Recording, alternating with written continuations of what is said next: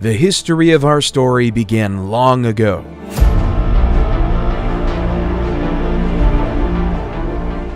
At one point in time, around 3 billion years ago, we were floating around as little tiny atoms in the little Petri dish of the world. Fast forward to around 6 million years ago, and we see the emergence of the first hominids, the family of primates that include humans. 1.9 million years ago, Homo erectus was the first species to leave Africa and colonize other parts of the world. They had larger brains than their primate ancestors. Around 400,000 years ago, the first evidence of the Neanderthals. Their bodies were adapted to the cold environments of Europe and Western Asia. Their distinctive facial features were some of the most human-like ever seen. Then came us, the only surviving species of the Homo genus. But how did Homo sapiens rise into a global dominance through the mechanism of civilization?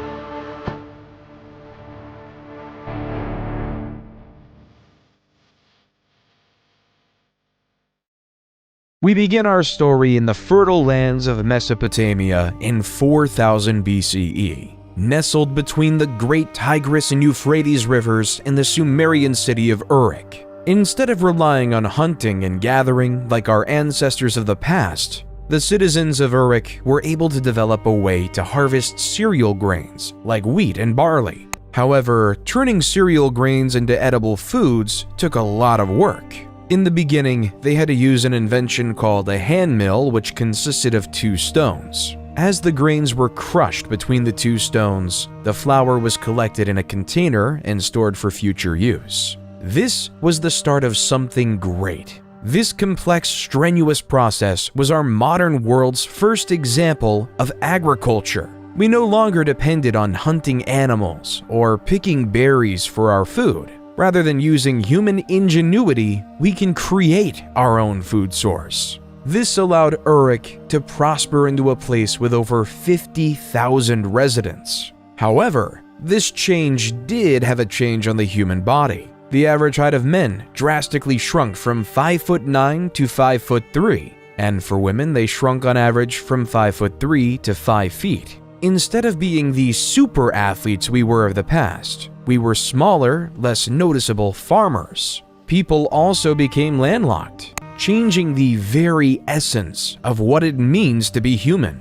In the early 3000 BCE, according to legend, King Gilgamesh began his rule as a Sumerian king of his region. One of the world's earliest poems, the Epic of Gilgamesh, describes the story of Gilgamesh and his quest for immortality. He meets a wise traveler named Utnapishtim, who tells a story of a great flood sent to destroy the world. Towards the poem's end, Gilgamesh says, "Life which you look for, you will never find. For when gods created man, they let death be his share, and life withheld in their own hands." However, by the end of 3000 BCE, the Akkadians ousted the Sumerians. Sargon the Great took power and conquered all of Sumeria.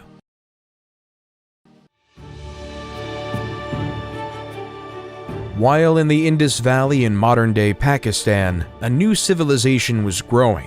The Indus Valley Civilization, 3300 to 1300 BCE, was most notable for its highly advanced toilet system. The toilets were built with a seat and a chute that led to the underground drainage system. The sewage was then carried away from the homes through a network of covered drains, preventing disease spread. The waste was treated and disposed outside of city limits, helping to keep the cities clean and hygienic.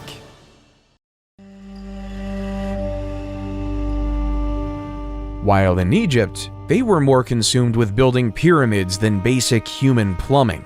This was because, in ancient Egyptian religion, it was believed that when a pharaoh was to die in the physical world, his spirit would continue to live on in the afterlife, in which they would continue to rule in perpetuity, and where they would be worshipped by the living. Inside these pyramids, the pharaoh's body was carefully mummified, a process believed to preserve his physical form and help ensure his spirit's journey to the afterlife. The pyramid was also filled with offerings and treasures intended to provide the pharaoh with the resources he would need in the afterlife. Every pharaoh wanted to make sure they were immortal. They wanted to succeed in the afterlife. They wanted to be worshipped forever. That's why it was an utmost priority for Egyptian pharaohs to build pyramids for themselves when laid to rest. It started when Pharaoh Djoser, 2667 to 2648 BCE, built the Step Pyramid at Saqqara, followed by Sneferu, 2613 to 2589 BCE, who built several pyramids, such as the Bent Pyramid and the Red Pyramid. Then came the pharaoh Khufu,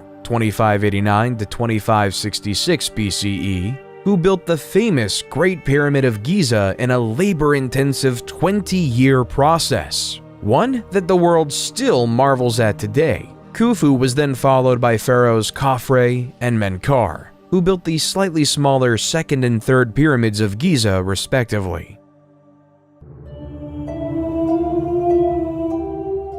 While over in China in the year 2100 BCE, the first Chinese dynasty was upon us. Like the people of Mesopotamia, the Chinese were ever reliant on agriculture, producing rice, wheat, and barley among other crops. However, as legend has it, the Yellow River flooded. These massive floods would destroy all the crops, leading to massive famine and suffering. However, not all was to be lost because Yu the Great was on his way. Yu was so distraught by this problem that he would spend his days traveling up and down the Yellow River. He found ways to divert the rivers by building levees and dikes so that he could regulate the waterways. Then, after 13 years of hard work, the floods could no longer wreak havoc on the land. The people were overjoyed, and Yu was hailed as a savior. That was the start of the first Chinese dynasty, the Jia dynasty. Though the accuracy of this tale is questioned by historians, it does establish an important precedent. The idea is that power ought to follow one's merit. An individual who deserves absolute power shall have absolute power. This idea would shape the world for years to come and cause the people of ancient China to follow him to create the first ever Chinese dynasty.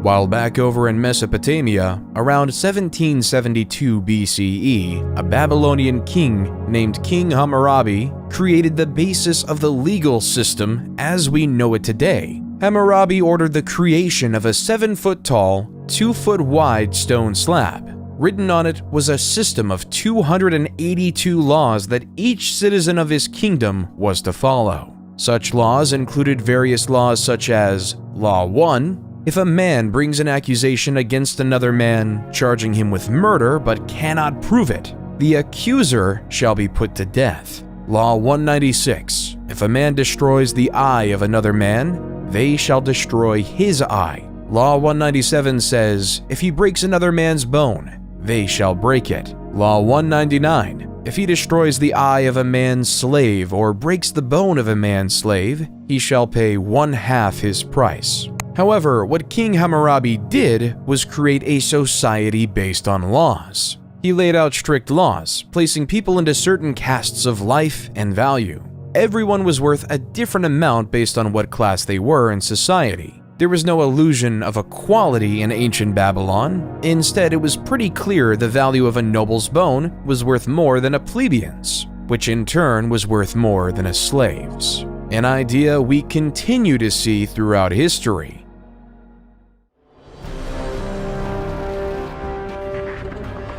While in modern-day Turkey, a lesser-known civilization came to power. The Hittites' empire under the charismatic rule of the leader Labarnus, 1680 to 1650 BCE. He was a skilled ruler with a single vision in mind, uniting the Hittite city-states under a single rule. Labarnus led his army from city to city, conquering neighboring city-states and making alliances with their leaders. He was a shrewd diplomat, and he used his diplomatic skills to win over the hearts and minds of the people. Eventually, Labarnus became the ruler of all the Hittite city-states and established the empire. He was a just and fair ruler and was loved by his people. Under his rule, the Hittites prospered and their territory expanded, leaving them right next to their neighbors in Egypt.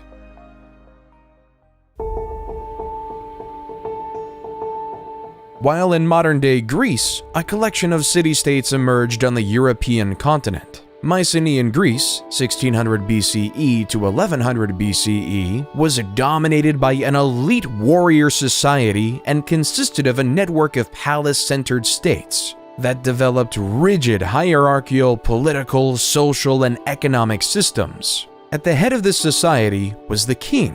However, unlike a unified civilization, each city was on its own. A city-state is a city that, with its surrounding territory, forms an independent state. The development of city-states such as Troy, Mycenae, and Pylos start to grow. The first remnants of the Greek written language, known as Linear B, also started to emerge. The first record of any Indo-European Greek record we have today.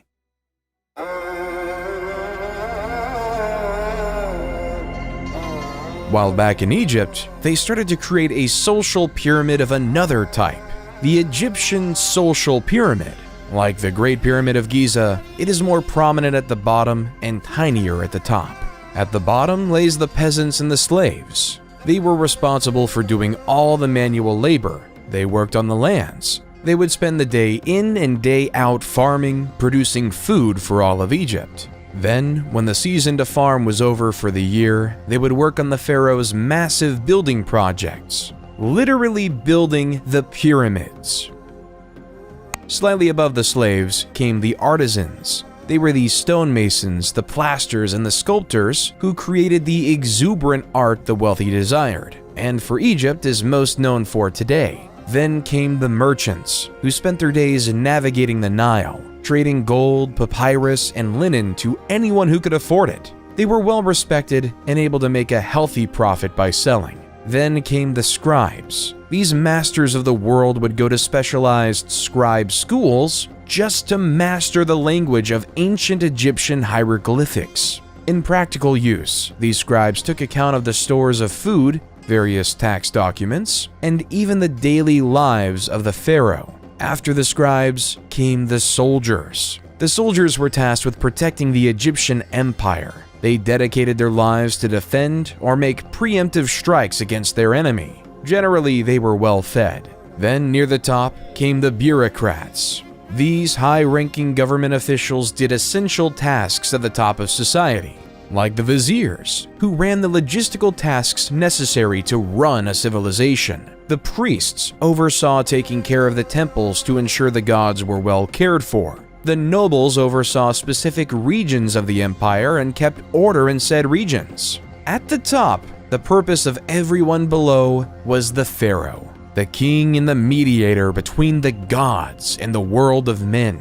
The pharaohs will be known to be supreme, and all must succumb to it. When the pharaoh dies, he will be buried in a pyramid in which he will help eternally rule over the Egyptian empire. Egyptian society was created to serve the pharaoh. Taxes were taken from the farmers for the pharaoh, and artisans made unique crafts for it. The merchants ensured the pharaoh was well supplied with the needed goods. The scribes would follow the pharaoh and record his thoughts. The soldiers made sure his empire was protected. The bureaucrats did the jobs the pharaoh couldn't do, while the pharaoh sat at the top and communicated with the gods. Pharaoh Ramses II, 1279 to 1213 BCE, accomplished many extraordinary things by living in this social system. He orchestrated the construction of the Temple of Abu Simbel, the Ramesseum, and the Temple of Karnak.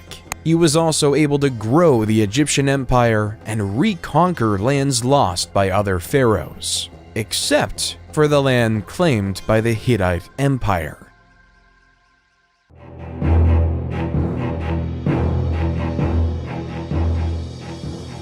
The Hittite king of the time, Mtwali II, 1295 to 1272 BCE, was notorious for ordering his troops to attack his Egyptian neighbors. Following the example of Labarnus, Mtwali wanted to unify the world under Hittite rule. However, Ramses had enough. Other pharaohs in the past have tried to stop the Hittites, but he knew if his empire was to ever succeed, he needed to attack back. His target is the city of Kadesh. Ramses rode in on his chariot with 4 divisions of 20,000 men ready to dominate and kill Mtwali. However, the Hittites already knew of the incoming Egyptian invasion through espionage. They fortified their city with 40,000 of his own men. A war was about to commence. Ramses decided to split up his divisions to force Mutawalli out, but yet Mutawalli never did.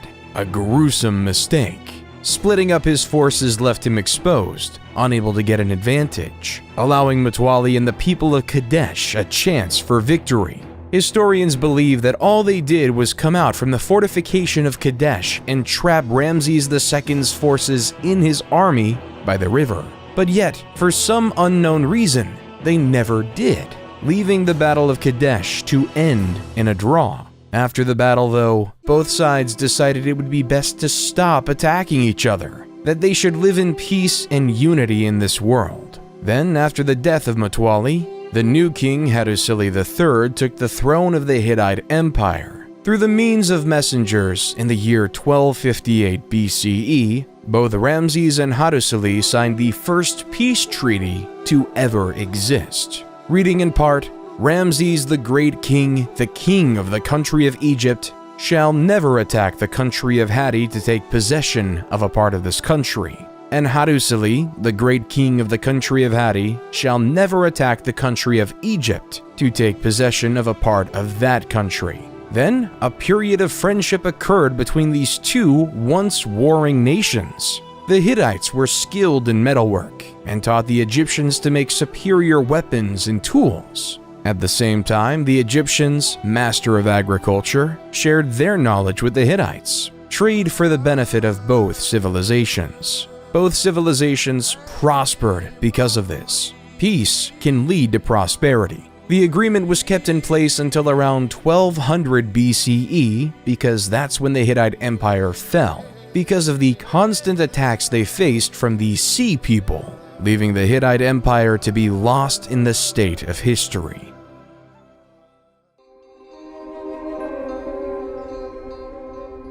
While on a continent far away, the first civilization in the Americas was taking foot in modern-day Mexico. The Olmec civilization, 1200 BCE to 400 BCE, is often considered the mother civilization of Native American civilizations. However, sadly though, not much is known about them, mainly due to their writing in a hieroglyph historians still can't decipher. One of the few remains we have are these 17 colossal stone heads. In Mesoamerican culture, there is this belief that the head alone could contain an individual's emotion, experience, and soul. We may not know their leaders' names like of other civilizations, like Ramses and Hammurabi. When looking through the eyes of a stone head, we can still feel their presence. And in some ways, they remain immortal, enshrined in history, for one day we may learn who they are.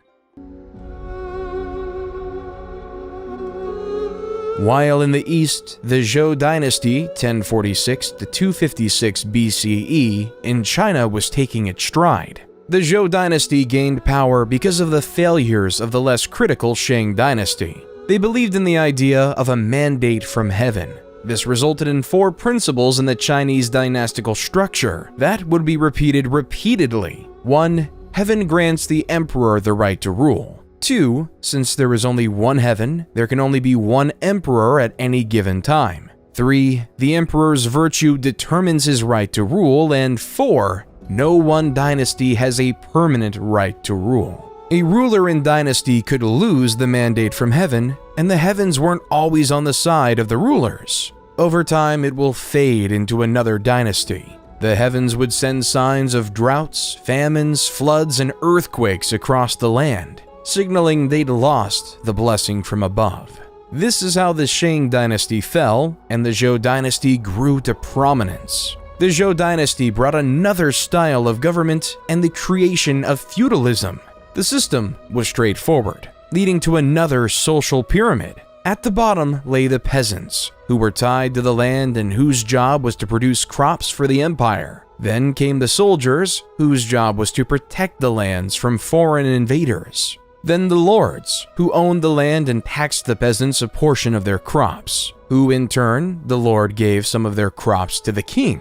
The person in charge of the whole empire, the king, would then receive more crops and become very wealthy. All profits go to the king, and all work goes to the masses. Why would anyone just settle for a life of farming day in and day out? There are two reasons for this phenomenon. The first reason was due to necessity. It took many more people to feed an empire and a family back then. And the second reason being philosophy. Towards the end of the Zhou dynasty, the beginning of Eastern philosophy was created. Confucius created a philosophy system justly named Confucianism, which is focused on the importance of respect, loyalty, and responsibility in all relationships in life. A central concept of Confucianism is called Li, which can be translated as rituals, customs, or manners. Li refers to the formal and informal social conventions that guide societal behavior. It is seen as maintaining order and harmony in social relationships, while Lao Tzu created another philosophy called Taoism.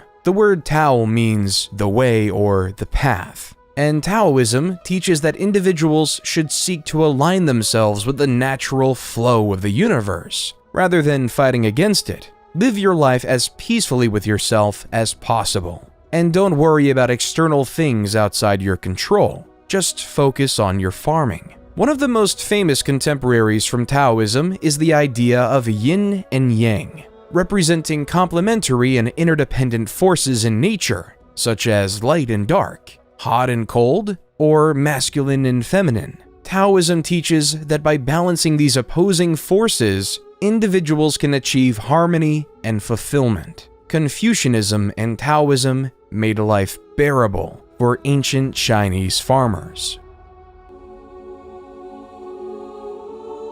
But as time progressed, the city-states that occupied ancient Greece grew. Around 800 BCE, the Greek city started to realize that the land they occupied was practically infertile, so to produce an essential staple of grain, they had to import it.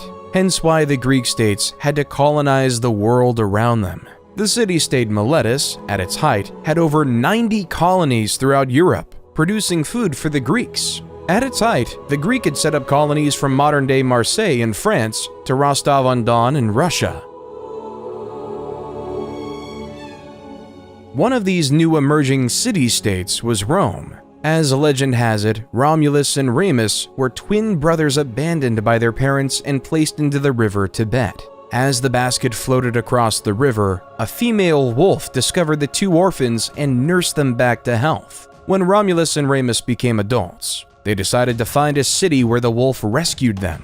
However, this created turmoil as both brothers wanted the site to be named after themselves. As Romulus and Remus fought relentlessly, eventually Romulus came up with the final blow and killed Remus, creating Rome in 753 BC. While the Greek city-states might have been colonizing, Cyrus the Great was about to take over an empire. At the time, the Persians were subjugated to the rule of the Medes Empire. According to legend, after his grandson Cyrus was born, King Astyages of Medes had a vivid dream that his little grandson would one day stage a revolt against him. King Astyages knew what to do and ordered his chief advisor to kill the baby. But the chief advisor gave the baby off to a shepherd to be raised instead. However, troubles weren't over for Cyrus. When he was 10, King Astyages found Cyrus. King Astyages wanted to kill him because the dream was very clear. This man will revolt against you.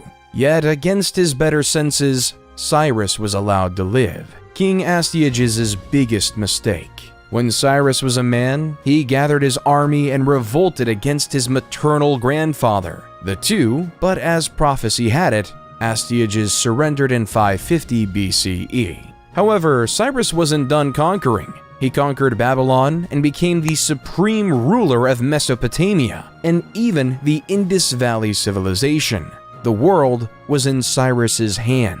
Cyrus then took over the Greek colony of Ionia in Asia Minor, leading a great Persian empire, and then he died, leaving it all in the air for the next great Persian king, Darius the Great. While back in Greece, various city-states started to gain power, but two were at the forefront: Sparta and Athens. Sparta was a military powerhouse. The famous Spartans believed everything should focus on physical strength and war. When a new young Spartan was born, it would be slaughtered if it didn't look healthy. Boys were taken from their families at a young age and were trained to become soldiers. The brutal training included physical conditioning, weapons training, and harsh living conditions. The entire life of a Spartan was to win a war. Their society reflects it with three main groups. The ruling class consisted of aristocrats who held political power, the free non-citizens who were not allowed to participate in government but were still expected to serve in the military, and the helots, a group of enslaved people that provided labor for the Spartan state. Life in Sparta was harsh, brutal, and militaristic. While their neighbors up north were experimenting with this idea of democracy, Athenian democracy was a highly complicated mess. There were two branches, the Council of 500 and the Assembly. The Council of 500 was selected randomly by a process known as sortition. Athens itself was made up of 10 different tribes. Each tribe was responsible for providing 50 citizens to serve for 1 year in the Council of 500 via random selection. Each eligible citizen would be given a personalized token. Those tokens were inserted into a particular machine called a clariterion.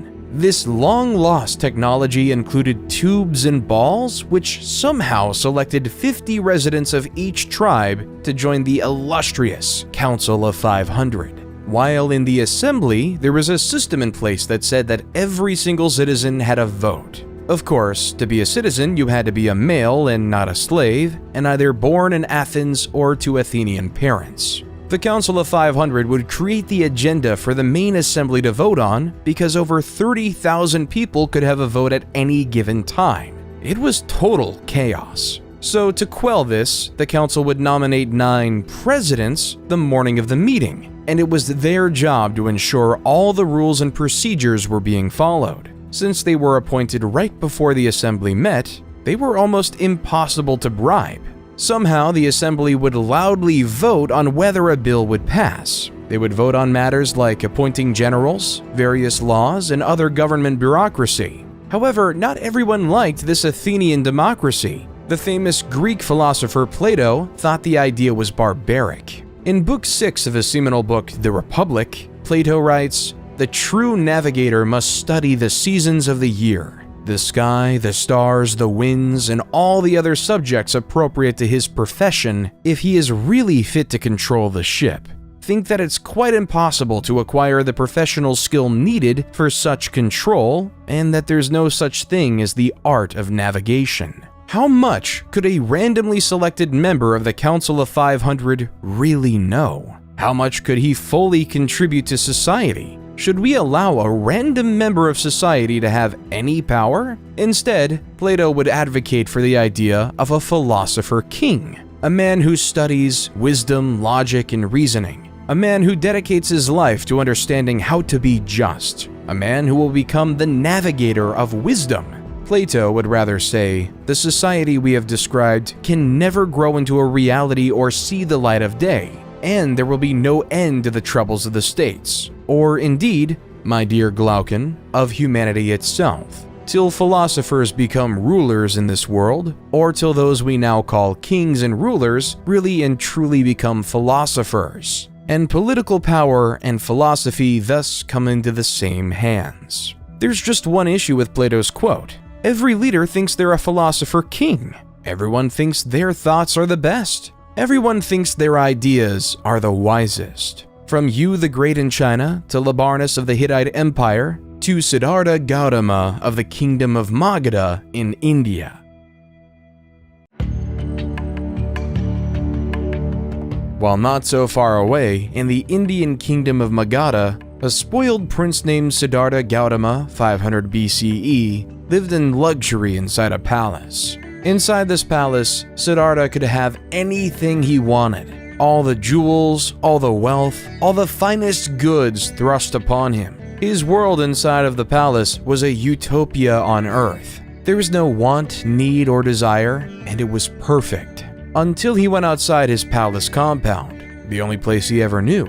As he took his first steps outside of his palace, what he saw struck a chord. He saw an old man dying right on the street in front. He realized that the human experience wasn't something that was perfect and sublime. Instead, it was death. As Gilgamesh realized many years ago, this was an inevitable part of the human experience. Siddhartha left his life of luxury behind and began a quest for knowledge and enlightenment. He studied with spiritual teachers and meditated for many years, searching for answers to life's big questions. Finally, after 6 years of seeking, he sat down under a fig tree and meditated until he achieved enlightenment. Enlightenment is a state of inner peace, in which one has transcended the limitations of the ego and is in touch with a universal consciousness or divine essence. It isn't a fixed and permanent thing, but rather an ongoing process of growth and development. But under that fig tree, Siddhartha became known as the Buddha, or the Awakened One. He would spend the rest of his life traveling the countryside, becoming close to the Enlightenment. Darius was determined to follow in his father's footsteps and take over the world. After finalizing their rule over the city-state of Ionia, the Persians were on a quest to take over Greece. Darius and his 20,000 men came to the city of Marathon in the year 490 BCE, a city 26.2 miles away from Athens. The Athenians were vastly outnumbered, with only 10,000 men. As the Persians were trying to regroup, the powerful Greek hoplites crushed the weaker Persian foot soldiers by routing the wings before turning towards the center of the Persian line. The remnants of the Persian army fled to their ships and left the battle. Early historians believe the battlefield littered 6,400 Persian bodies, while the Athenians lost only 192. So the Persians retreated, and an Athenian messenger named Pheidippides ran the 26.2 miles from Marathon to Athens, exclaiming with joy how the Athenians just beat the mighty Persian Empire. All of Athens went crazy with this fantastic news, hence leading the Pheidippides' historic trek to be sketched into history as the world's first marathon. However, the Persians weren't done, even with Darius I dying of mysterious circumstances. His son, Xerxes I, took over the crown and wanted to complete his grandfather's legacy.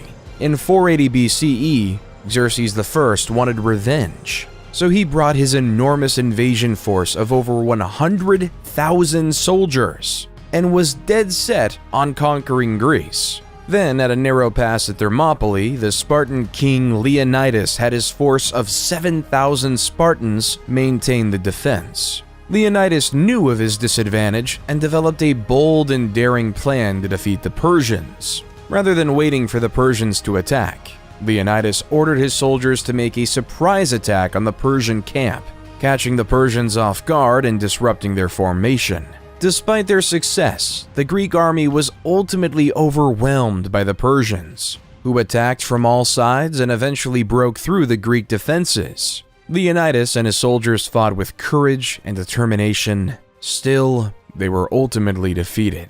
Then came the Battle of Salamis, where the Greeks could change the tilt of the war in a naval battle between the 500 Persian trireme and 300 Greek trireme. It didn't look good for the Greeks. Still, the great Athenian general, Themistocles, employed his plan to move the Persian fleet into the narrow straits of Salamis and hit the enemy fleet so hard that it had nowhere to retreat. After a massive sea battle, Themistocles won Greece the victory and changed the face of the war. The Persians still had their goal: conquer the Greek city-states. Xerxes had returned to Persia, leaving Persian General Mardonius in charge of the Persian force for most of the significant battle yet. After diplomatic talks ceased, Persia knew they had to attack. As the Persians sent their troops to Plataea, the Greeks knew they had to work together. With 30 various Greek city-states working together, they were able to field a massive 110,000 hoplite army with the primary purpose of defeating Persia,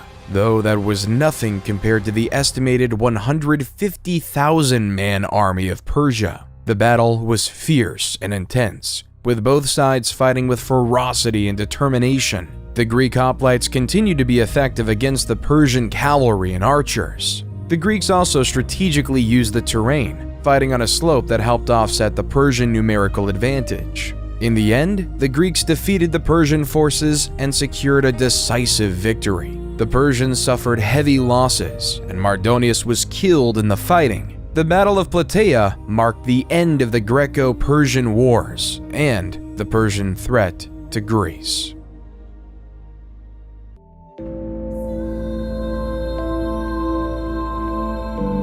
After the Persian War, life in ancient Greece was spectacular. A golden age of culture was upon us. With no longer having to face the threat of war, Athens was able to create architectural wonders, such as the Parthenon. The Parthenon sits upon the Athenian Acropolis, a prominent hill overlooking the city of Athens, to show its wealth and culture. No matter where you'll go in Athens, you can still see the Great Parthenon even today. Then came the theater. Around this time, the state would sponsor the most significant poets to create stories in the Athenian festival, called the City Dionysia, a festival designed to worship the Greek god of theater and fertility, Dionysus, creating playwrights such as Sophocles, Aeschylus, and Aristophanes.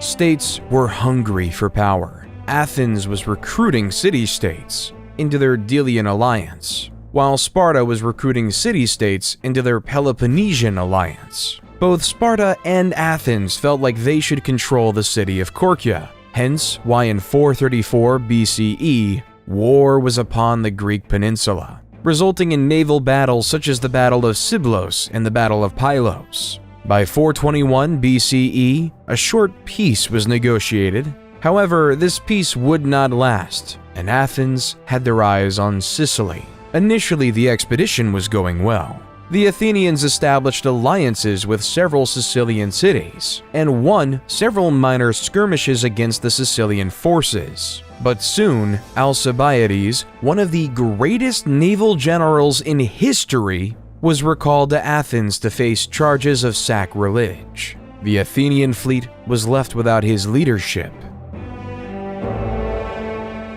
In his absence, the expedition began to unravel. The Athenians could not take the city of Syracuse, which had fortified its defenses and was well prepared for a siege. The Sicilians were aided by reinforcements from Sparta, which saw an opportunity to strike a crippling blow against its arch-rival Athens. The Athenians suffered from a lack of supplies and were plagued by disease. At the same time, the Syracusans launched a series of surprise attacks and ambushes. Finally, after months of grueling fighting, the Athenian fleet was destroyed in a decisive battle. Thousands of Athenians were killed, and many more were captured and enslaved. A decade after that, Athens fell to the Spartans. The age of legendary Greece was now over. Both Athens and Sparta were significantly weaker, never to regain the same power they once had, leaving the world ready for a philosopher king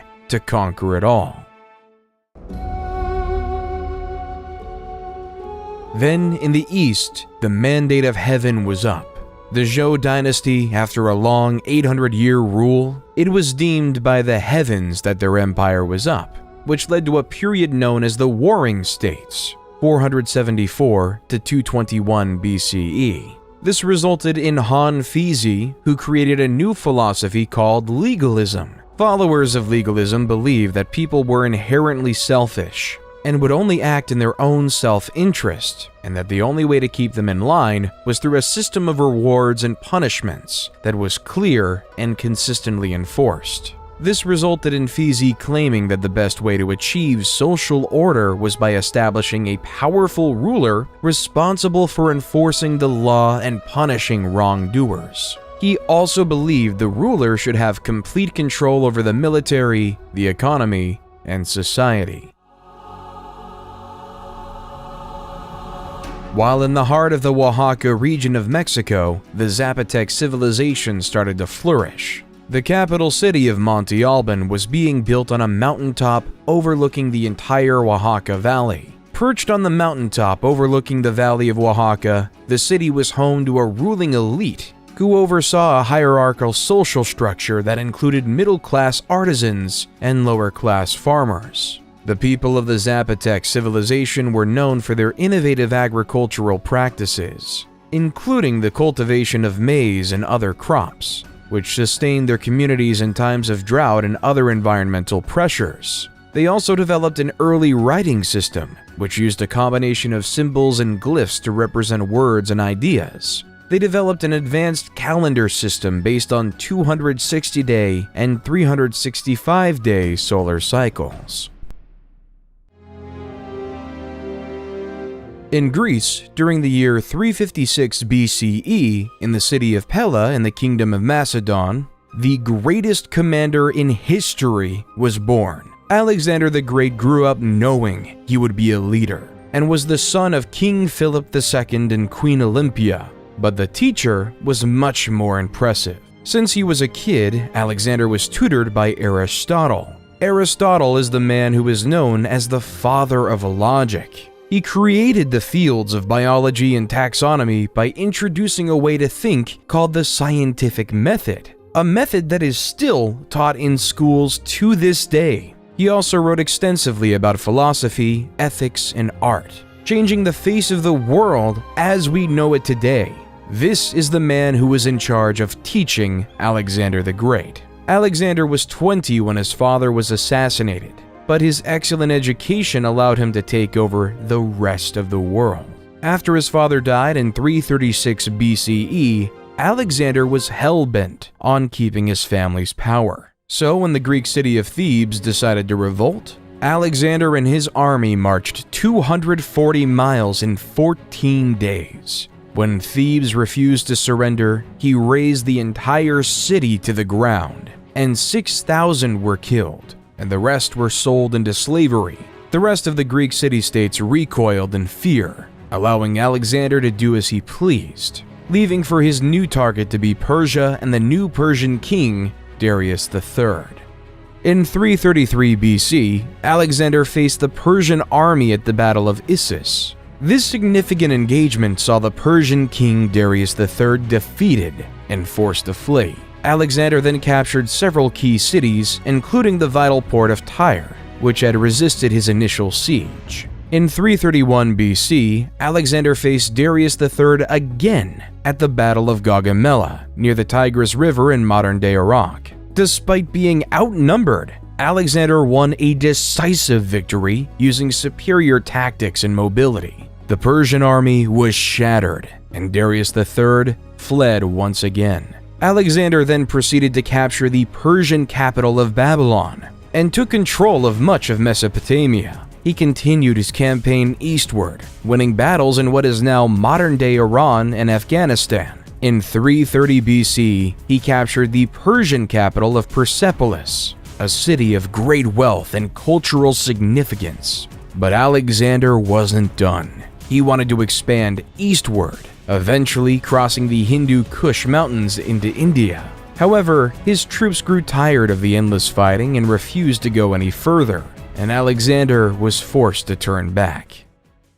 However, after Alexander failed in the Indian subcontinent, a powerhouse emerged in India called the Mauryan Empire. At its height, it spanned over much of India, Pakistan, Bangladesh, and Afghanistan. However, this conquering came at much of a cost for its leader Ashoka the Great. In 261 BC, after the death of his parents, Ashoka decided that his empire needed to expand. In his sights, the kingdom of Kalinga. The war was bloody, the war was fierce. Over 100,000 people died. Ashoka couldn't sleep with himself. He didn't know how to deal with his actions that resulted in so much death. So he turned to the teaching of the Buddha. Under Ashoka's rule, the Mauryan Empire became known for supporting Buddhist teachings and promoting nonviolence. Ashoka issued a series of edicts inscribed on rocks and pillars throughout the empire, that promoted principles such as kindness, respect for all religions, and the abolition of slavery. Certain traits were not shared in the West by Alexander.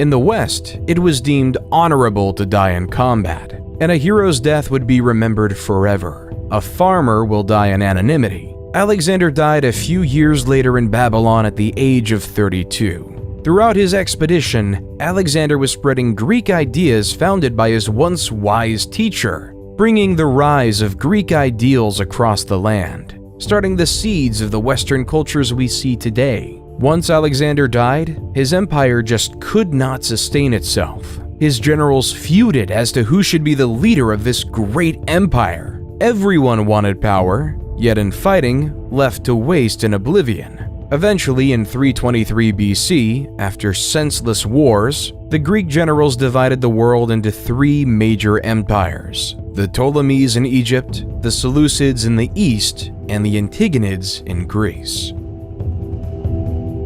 Ptolemies, one of Alexander's generals, led Egypt into a period of prosperity. Inspiration by his former leader, Ptolemies built the Library of Alexandria, a hub for an intellectual scholarship. Intellectuals from all over will come to the library to exchange ideas and thoughts throughout the world, leaving us to have great philosophers like Plato and Aristotle to be the backbone of our culture.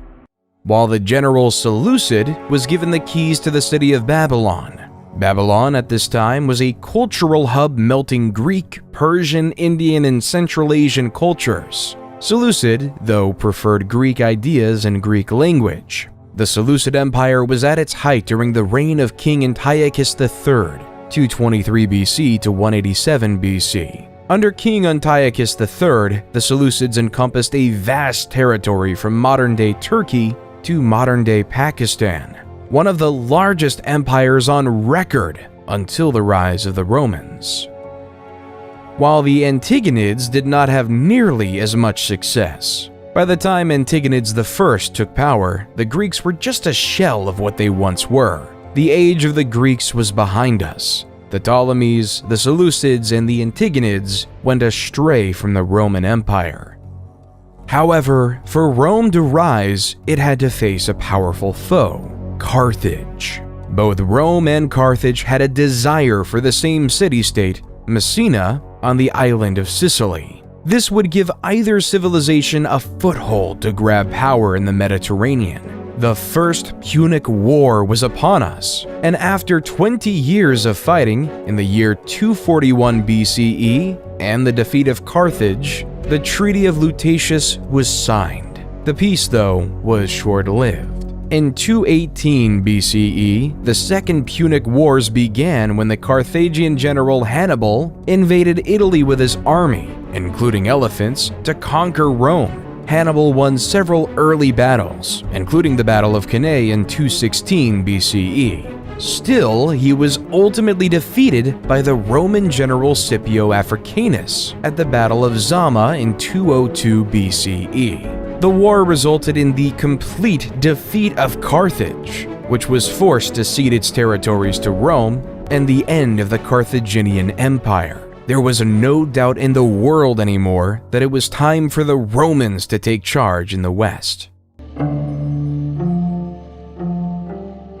While in the East, after the end of the Warring States period, Qin Shi Huang and the Qin dynasty were an absolute power. 221 BCE to 206 BCE, Qin was determined to turn diverse China into a unified Chinese empire. He divided the lands into 36 command areas supervised by a governor, military commander, and imperial inspector. It was expected that you followed the will of Qin, or else you would face harsh penalties. The basic ideas of legalism in action, strong government, harsh laws, and inheriting knowing that humans were necessarily selfish. However, their mandate from heaven ran quite quickly. After Qin Shi Huang's death, China was in turmoil with another dynasty on foot.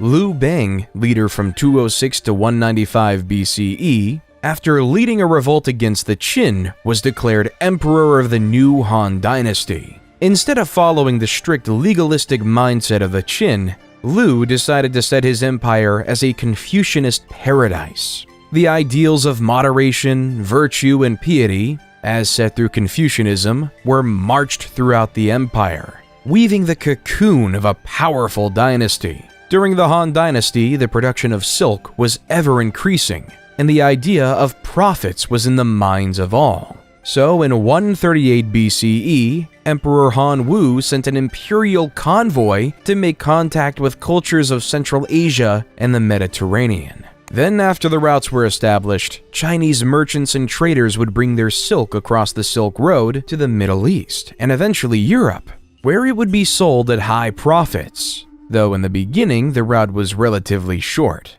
Because in 97 BC, Ambassador Kan Ying was sent to Rome with gifts of silk for their empire. However, Kan only got as far as Mesopotamia because he was told by the Parthians, the dominant empire in Iran at the time, that the journey would take years. Little did Kan know that he was misinformed, that the journey would have been relatively shorter, but the Parthians wanted to keep their spot as the middlemen.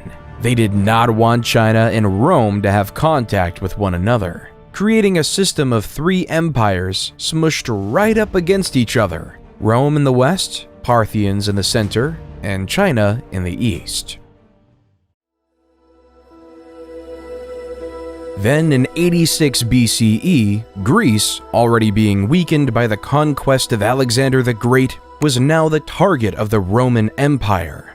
General Lucius Cornelius Sulla led an army of legions to the forefront of Athens. He besieged Athens for several months, brutally torturing the citizens within. Eventually, when Athens fell, he ordered his soldiers to loot and pillage the city, destroying many important cultural treasures. This takeover cemented Rome as a superpower. Athens no longer had the power, but rather it was in Rome. While in 63 BCE, General Pompey was tasked with capturing Jerusalem and the region of Galilee, the Romans quickly captured the cities, forcing Galilee to be placed under Roman rule, including a small village called Nazareth. The Romans' desire to expand didn't end in Galilee, though. In 58 BCE, Julius Caesar was appointed governor of the Roman Province of Sicilian Gaul, northern Italy, with the express assignment of conquering the rest of the Gauls. At the time, the Gauls were a group of Celtic peoples who lived in that area that is now France, Belgium, and parts of Switzerland, Germany, and Italy. However, it was Caesar's job to take over these Celtic tribes, while the Gauls, who were insistent on their independence, all had to work together under the leadership of Vercingetorix in a last-ditch attempt to stop the Romans. As Caesar brought his troops to Alesia in 52 BC, war was upon us. Alesia was surrounded by a double wall and a ditch, with additional fortifications on the town's hills. Vercingetorix had gathered a large force of Gallic warriors inside the town. In contrast, Caesar had assembled a sizable Roman army outside the walls. Caesar realized that a direct assault on the town would be complex, so he surrounded the Gallic forces and starved them into submission. He ordered the construction of a series of fortifications around Alesia, including a circumvallation wall that encircled the town, and a second wall and ditch that faced outward to defend against any attempts to break out. Over several weeks, Caesar's forces engaged in a grueling siege of Alesia, with both sides suffering heavy losses. The Gallic warriors inside the town made several attempts to break out, but they were repelled by the Roman forces. The tide of the battle turned in favor of the Romans when a second Gallic army, led by Vercingetorix's ally Commius, attempted to relieve the siege. Caesar sent a detachment of his forces to intercept the Gallic reinforcements. After a fierce battle, the Roman soldiers emerged victorious. With his forces surrounded and facing starvation, Vercingetorix was forced to surrender. He emerged from Alesia and offered himself as a prisoner to Caesar, effectively ending the Gallic resistance to Roman rule. Throughout the next 2 years, Caesar crossed the Gallic Empire, conquering and implementing it into Rome. The Gauls were implemented into Rome, even gaining citizenship within the empire. However, the Senate was not happy with Caesar. Even though he had great success against the Gauls, the Roman Senate wanted him to stop. They did not like the popularity Caesar was gaining, nor the power he was controlling. So the Roman Senate called upon Caesar to resign his command and disband his army, or risk being declared an enemy of the state. This led Caesar to an essential choice to make. Will he either follow the will of the Roman Senate or ignore them and start a bloody civil war? Roman law at the time prohibited any general from crossing the Rubicon River and entering mainland Italy with a standing army without the expressed permission of the Roman Senate. To do so would be treason, and this tiny stream would reveal Caesar's intentions and mark the point of no return. Civil war was imminent as Caesar and his army marched over the Rubicon. Battles in Corfinium and Pharsalus showed the Senate that Caesar was a worthy foe, so the Roman Senate appointed his son-in-law, Gnaeus Pompey, to lead the Roman forces against his father-in-law. Both parties knew the importance of Spain, due to it providing a link between Italy and the rest of Europe. The two armies clashed near the town of Leda in northeastern Spain. Caesar's army was significantly outnumbered, but he could use his superior military tactics and training to gain the upper hand in the battle. After several days of intense fighting, Caesar emerged victorious, forcing Pompey's forces to retreat, declaring Caesar as the new leader of Rome.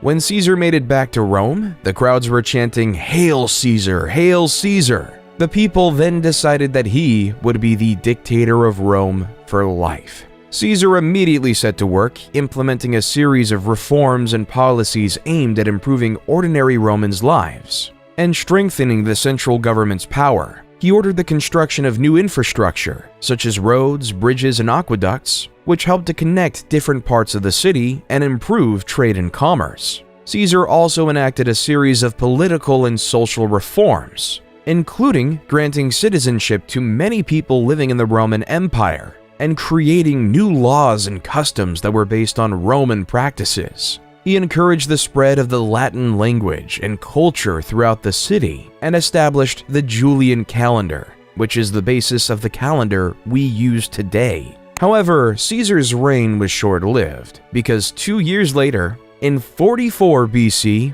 he was stabbed to death by two loyal senators, Cassius and Brutus. The assassination of Caesar led the Roman world into disarray. The world was filled with factions vying for government control without a strong leader. Octavian, Caesar's son, who was 18 then, came to Rome to claim his inheritance and assert his place in the political landscape. He quickly aligned himself with Caesar's loyal lieutenant, Mark Antony. Together, they defeated Caesar's assassins at the Battle of Philippi in 42 BCE. However, tensions soon arose between Octavian and Antony as both men vied for control of the Roman Empire. In 31 BCE, their forces clashed in the naval Battle of Actium, which resulted in Octavian emerging as the clear victor. Antony fled to Egypt with his lover, Cleopatra, and the two committed suicide the following year. With Antony's defeat, Octavian emerged as the undisputed ruler of Rome. In 27 BCE, he was appointed Augustus and became the first Roman emperor.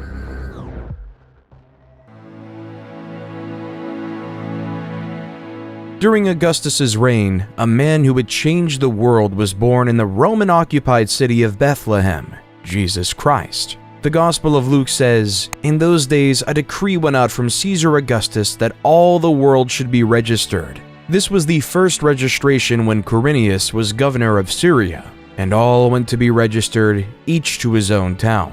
Luke 2:1-3. This census was an essential factor in Roman society, because it established the population counts in these various communities, making it possible to tax these various citizens. So the highly pregnant Mary and her betrothed husband Joseph had to travel 90 miles on foot from Nazareth to Bethlehem to complete this legally required Roman census. When they arrived in Bethlehem, many other descendants of the King of David, or members of the Jewish faith, were also going to Bethlehem for the census. They found out that there was no room for them in the inn, so they were forced to take shelter in a stable where Mary gave birth to Jesus. Jesus was later named King of the Jews. After Jesus' birthday and the completion of the census, Mary and Joseph returned to Nazareth with their extraordinary son. As the years of Jesus went on, stories about him grew. More and more followers began to worship Jesus as their Messiah. They claim that he can catch an endless amount of fish. They claim that he can cure the blind, and they claim that he was the Son of God. So these followers, specifically his disciples, started to write down his entire life journey. 4 of his closest disciples, Matthew, Mark, Luke, and John, wrote down the main chunks of the book in these parts called Gospels. Each of these Gospels covered almost all of the same events, the narrative life of Jesus Christ. This narrative testimony of a child born in a stable changed the world forever. Even though many loved Jesus, some viewed him as a threat. Emperor Tiberius succeeded Augustus and reigned from 14 AD to 37 AD. Tiberius was notorious for his delators, a network of informants rewarded for spying and reporting on suspected traitors and criminals. Criminals reported on by the delators had to face a treason trial, often resulting in executions or forced suicides. His prefect of Judea at the time, Pontius Pilate, was no stranger to the harsh punishment of traitors. As Jesus was influencing more and more people, he became more of a political threat. So, following the guidelines of Emperor Tiberius, Pilate was given no practical political choice other than to execute Jesus on the cross. Roman law was evident then. One must follow the emperor's will or else they will perish. As Jesus was crucified on the cross, a new religion was born: Christianity. In the beginning, Christianity was just a small sect of Judaism. Nevertheless, its growth would be unparalleled. Paul of Taurus would take the word of his chosen Lord across the known world. From Greece to Turkey to Syria, the word of Jesus Christ spread. His missionary tales are now documented in the New Testament as the Book of Acts. The more Paul went to different places, the more followers he gained. On the same token, it created more enemies. The divide between monotheism and polytheism was on the rise. It was beginning to get a lot tougher for Romans to accept a religious population that didn't believe in gods like Mars and Jupiter. So when the Great Fire of Rome occurred in July of 64 AD, Emperor Nero quickly blamed it on the Christians. The Great Fire was an event that destroyed 2/3 of the city of Rome. So, in order to pay for these massive repairs, Nero instituted heavy tributes across the empire. To meet at least a proportion of the costs, Nero also started to print more Roman currency, creating an inflationary effect for the first time in the empire's history. However, the individuals who lived under Roman rule, which wasn't in Rome proper, were upset by this new policy. So, in the holy city of Jerusalem in 66 AD, a revolt was on.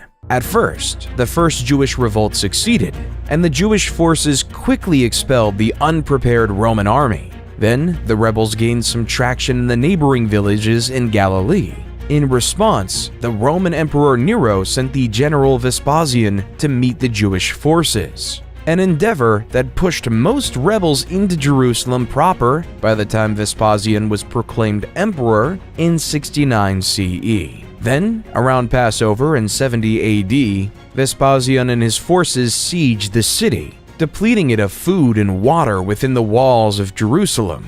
The Jews started to quarrel within, leaving them more vulnerable to attack.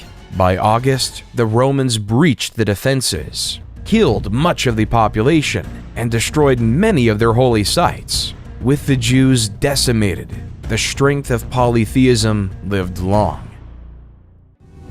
Then, in 98 to 117 AD, under Emperor Trajan, the Roman Empire was able to expand its greatest territorial extent, spanning all the way from modern-day Britain to the Persian Gulf. Roman rule was everywhere.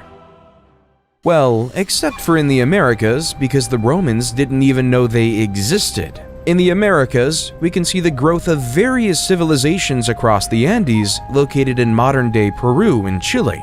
The Mochi civilization was able to build monumental structures, like the Huaca del Sol and Huaca de la Luna, impressive pyramids that were the center of their religions. They also created advanced fertilization techniques that used bird droppings as fertilizer. Their highly centralized government made everyone know their place in society.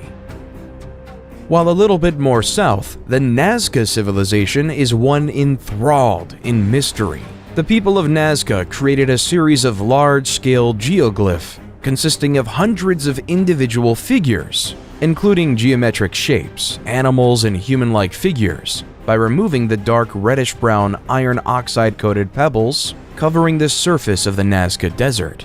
These lines are now called Nazca lines, the purpose of which is still unknown to this day and subject to conspiracy theory today.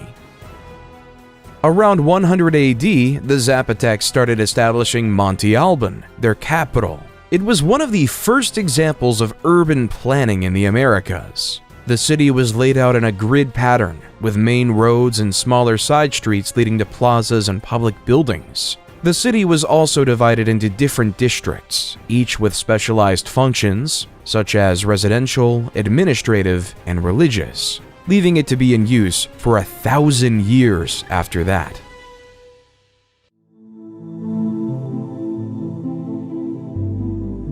While back in Rome, after the end of Trajan's reign in 117 AD, a new emperor with a purpose was in hand. Hadrian was a man tasked with a near impossible, keeping the massive Roman Empire under one rule. He first had to deal with a crisis with the newly colonized Roman Britain. Like their predecessors in Judea, the Roman Brits did not like being Roman, so they started to cause unrest, and in the eyes of Hadrian, a real threat of revolution was on his mind. So Hadrian had ordered a massive wall, aptly named Hadrian's Wall, which spanned almost coast to coast, keeping it sunk in the conquered people's minds that the Romans were here, staving off revolution in one region. However, in Galilee, things weren't as peaceful. Simon Bar Kokhba led a rebellion of the Jewish people to free themselves from Roman rule. As you see, Rome was developing a new city called Aelia Capitolina over the ruins of Jerusalem from the last revolt, with temples dedicated to polytheistic gods like Jupiter. By 132, Bar Kokhba took the bottle of Nasi, head of state. Many Jews regarded him as the Messiah who would save the Jewish people and restore their independence. Kokhba's troops would storm Aelia Capitolina, almost knocking out entirely the Roman garrison controlling the city. Hadrian, though, would not have it, so he sent a force of 120,000 men to the lands of Judea to conquer and force the Jewish people into submission. As Cassius Dio says in the History of Rome, 50 of their most important outposts and 985 of their most famous villages were razed. 580,000 men were slain in the various raids and battles, and the number of those that perished by famine, disease, and fire was past finding out. Thus, nearly the whole of Judea was made desolate. History of Rome 69.14, 1-2. Rome made it clear that it was not to be taken lightly.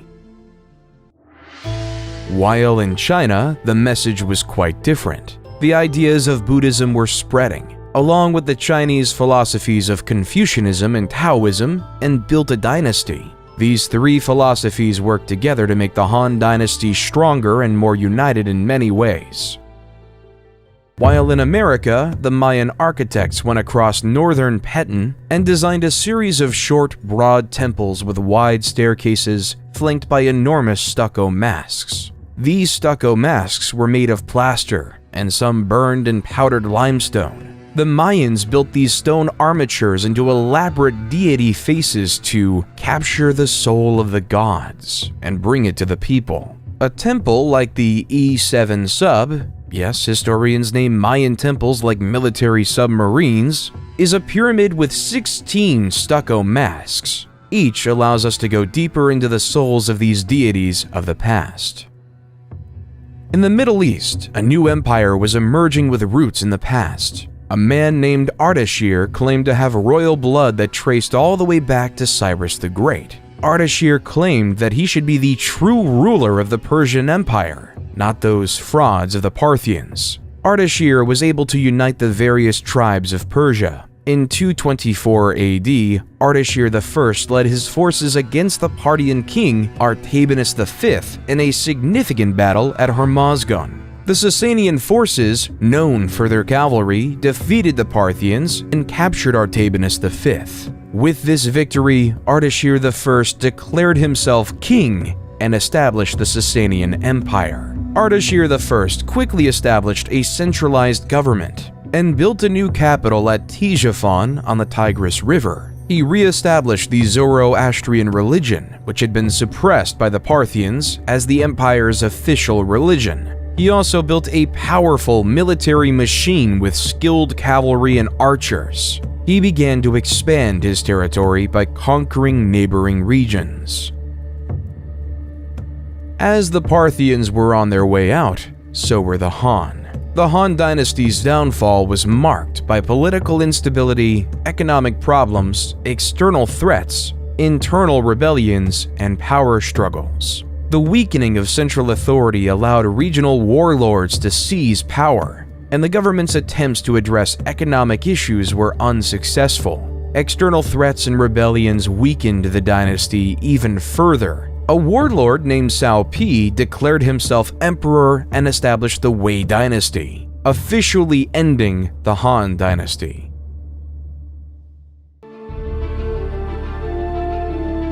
While back in Rome, Emperor Diocletian, 284 to 305, faced a problem. Rome was becoming too large and impossible to manage. So Diocletian created the Tetrarchy and divided the region into 4, where each region was governed by a separate emperor. Within the Tetrarchy, there were 2 types of emperors, Augustus and Caesars. Diocletian chose Maximian to be his equal to Augustus. In contrast, Galerius and Constantius were appointed to be Caesars. However, this system created uncontrolled chaos and anarchy. Each emperor had desires for power and ambition, and it all came to a head in 305 when power shifted. Both Diocletian and Maximian retired, and in 306, Constantius died. 3 out of the 4 original leaders were left out of the system, leading to a power vacuum to come. Emperor Constantine the Great was appointed by his father's army unilaterally as an Augustus and a Caesar at the same time to replace his father. At the same time, Maximin's son Maxentius felt as though he should have been appointed Caesar instead of Valerius Severus. So in 307, Maxentius sent his army and forced Valerius Severus to surrender. Come 308, Galerius appointed Licinius to replace him. So on the west side of Rome, 2 emperors wanted to rule. Constantine ruled over Gaul and Britain, and Maxentius ruled Italy and North Africa. Maxentius had a difficult time consolidating his power, and he faced increasing resistance from the people of Rome. To try and secure his hold on power, Maxentius ordered the construction of a new bridge across the Tiber River near Rome, known as the Milvian Bridge. Constantine saw Maxentius as a threat to his power, so he decided to march on Rome to confront him. As the 2 armies approached each other near the Milvian Bridge, Constantine had a vision of a cross in the sky, with the words, "In this sign, conquer." Some accounts suggest that this vision may have been a dream or a hallucination, while others suggest that it may have been a sign from God. Regardless of the nature of the vision, Constantine took it as a sign that he would be victorious in battle if he fought under the sign of the Christian cross. He had his soldiers paint this symbol on their shields and banners, and he went into battle with renewed vigor and confidence. The battle was fierce and brutal, with both sides suffering heavy losses. Maxentius had a larger army, but his troops were spread out and disorganized. Constantine was able to take advantage of this, and he was able to push Maxentius's forces back towards the Tiber River. In the chaos of the retreat, Maxentius was forced off the Milvian bridge and into the water, where he drowned. Shortly after his victory, Constantine met Licinius at Mediolanum, modern Milan, to confirm several political and dynastic arrangements to produce the Edict of Milan. This edict gave power for Eastern Rome to Licinius and Constantine sole power of the West. More importantly though, this document extended religious tolerance for Christians and restored any properties confiscated from them during the persecution. However, the peaceful coexistence of both rulers was short-lived. Though the edict allowed for the safety of Christians, Licinius was still very much a paganist. Their differences started to grow. All came near the city of Chrysopolis in 324 AD, where both armies went and fought. Constantine's military might was on display. He was able to force the Eastern Roman army towards the sea, leaving many to be killed or captured.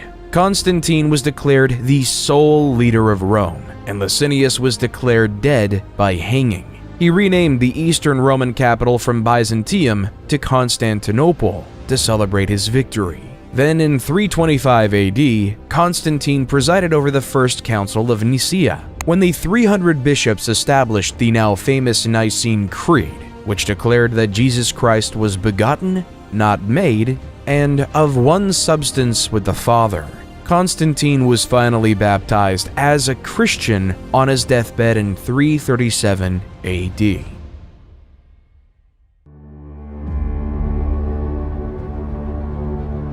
Come 370 AD, a new player was on the scenes. The Huns were a barbaric nomadic civilization who were masters of warfare. According to legends, they were taught horsemanship as early as the age of 3.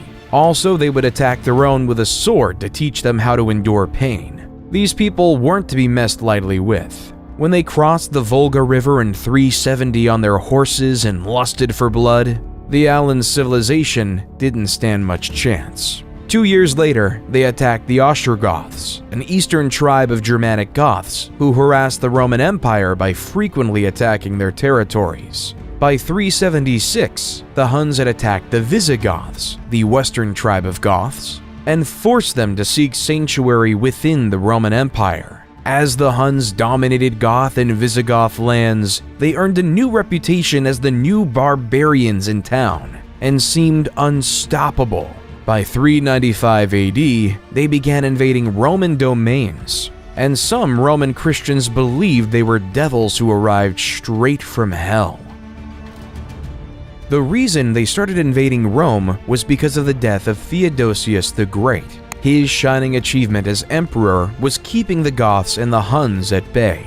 But on death, he decided to follow the ideas of Diocletian and split the empire up again, splitting up control between his two sons, Arcadius in the east and Honorius in the west, making Theodosius the last leader of a united Rome.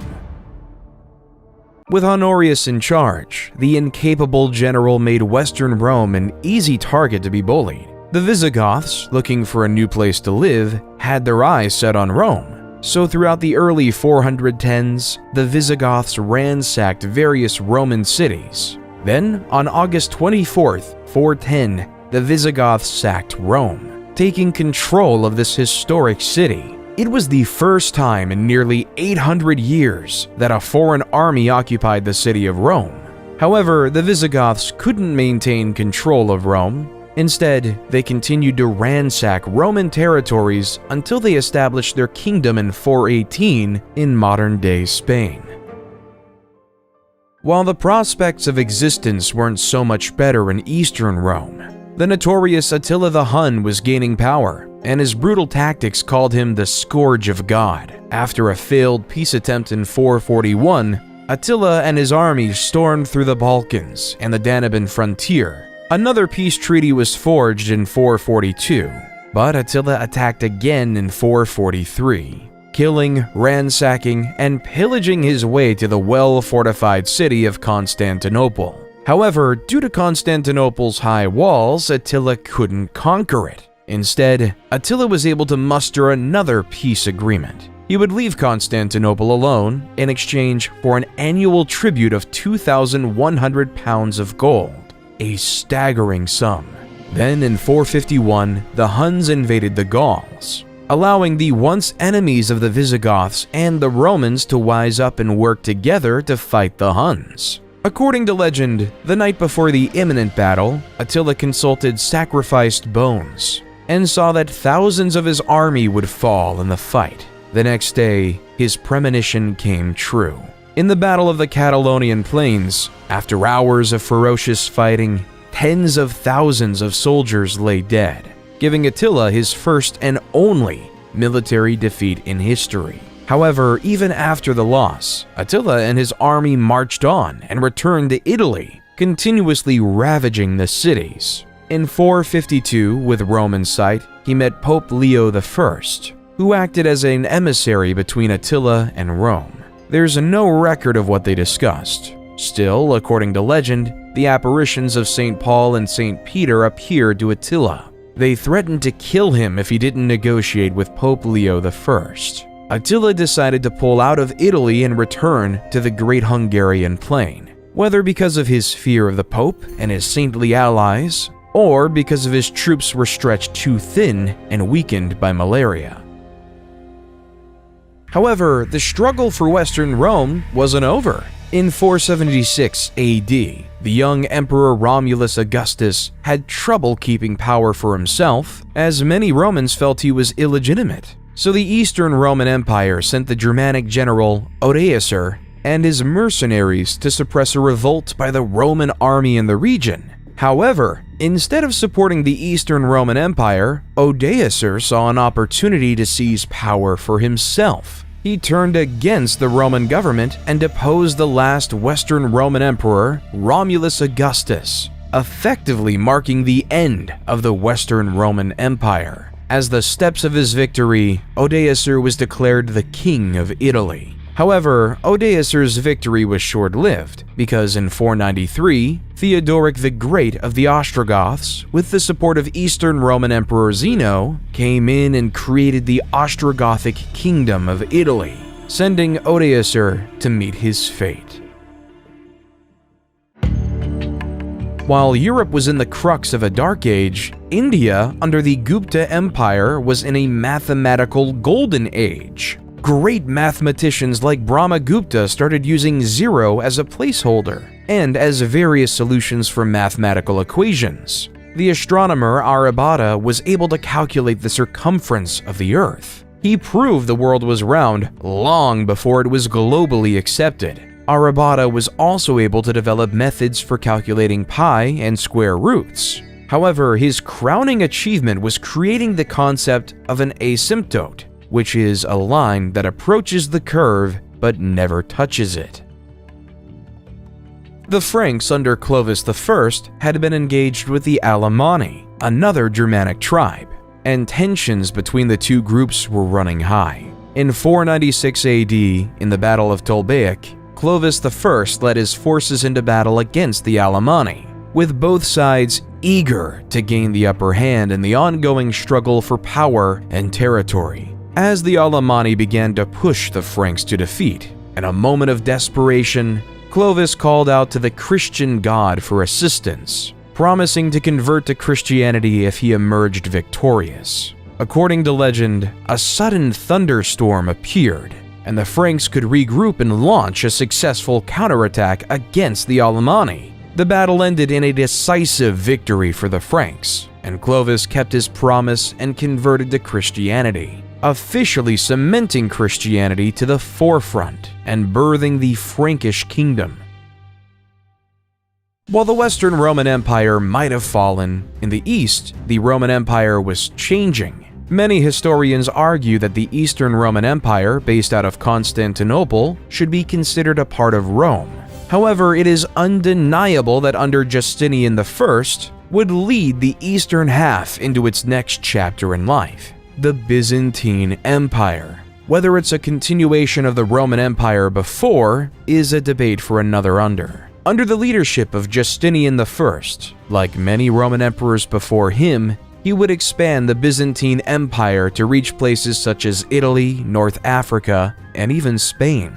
He also commissioned a team of legal scholars to codify all the laws of the Roman Empire, known as the Corpus Juris Civilis, which became the basis of the European laws we know today. He also commissioned the world-renowned Hagia Sophia in Constantinople, where this beautiful cathedral, adorned with intricate mosaics and marble decorations, became the head of the Eastern Orthodox Church.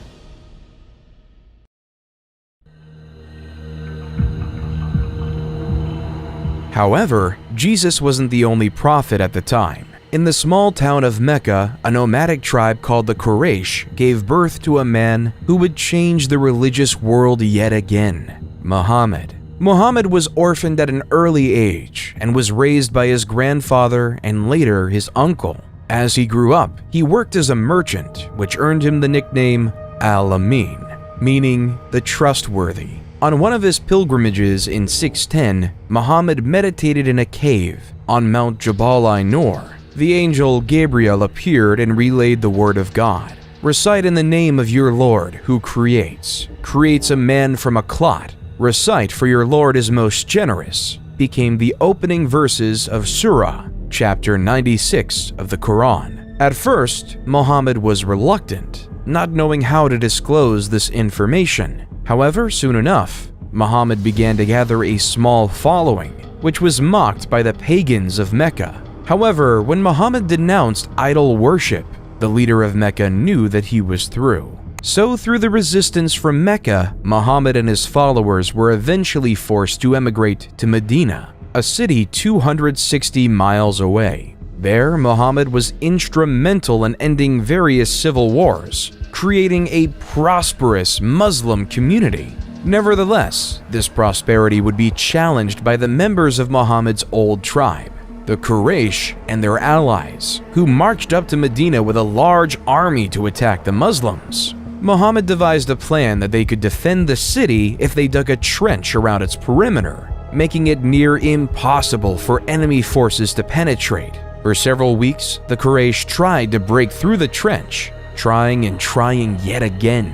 Eventually, strong wind and heavy rain caused the Quraysh forces to abandon the siege, marking the Muslims as victorious. In 630, the Muslim army marched into Mecca, taking the city with minimum casualties. Muhammad gave amnesty to the enemy leaders who once opposed him, converting most of the Meccan population to Islam. At the time of Muhammad's death, the Muslims had successfully united the Arabian Peninsula under the banner of Islam. After Muhammad's death, a series of caliphs or leaders took over the leadership of the Muslim community, beginning with Abu Bakr, a close companion of the Prophet. Under the leadership of the caliphs, the Muslim community continued to expand its territory, conquering new lands and spreading the message of Islam. At first, Abu Bakr had his eyes set on the Byzantine Empire's provinces of Syria, taking over the crucial cities of Damascus and Jerusalem. Then in 636, the Arab forces invaded the Sassanid Empire, taking over their capital city in 637, marking the end of the Sassanid Empire. Onward to Egypt they went, where after years of fighting, they successfully defeated the Byzantine to take over the city of Alexandria in 642 AD, economically crippling the Byzantines. By 716, the Arab forces had conquered much of North Africa, Carthage, and Spain, so that by 716, the Arabs had an extensive empire from Lisbon to China. After consolidating their hold on the Iberian Peninsula, the Arabs launched raids into neighboring Francia, modern-day France. In 732 AD, they launched a significant invasion to expand their territory northward. The Arabs' forces, led by Emir Abdul Rahman al-Ghafiqi, quickly conquered several cities in the region, including Bordeaux and Tours. However, Charles Martel, the military leader of the Franks, assembled a large army to meet the Arabs in battle. The battle of Christianity versus Islam. Both empires wanted to keep their own faith. The Arabs wanted to impose their religion onto the Franks. The two forces clashed near Tours on October 10, 732 AD. The battle was fierce and lasted several days, with both sides suffering heavy casualties. In the end, though, Charles Martel and the Franks emerged victorious, and the Arab forces were forced to retreat back to Spain, ending the massive expansion of the Arabic Empire.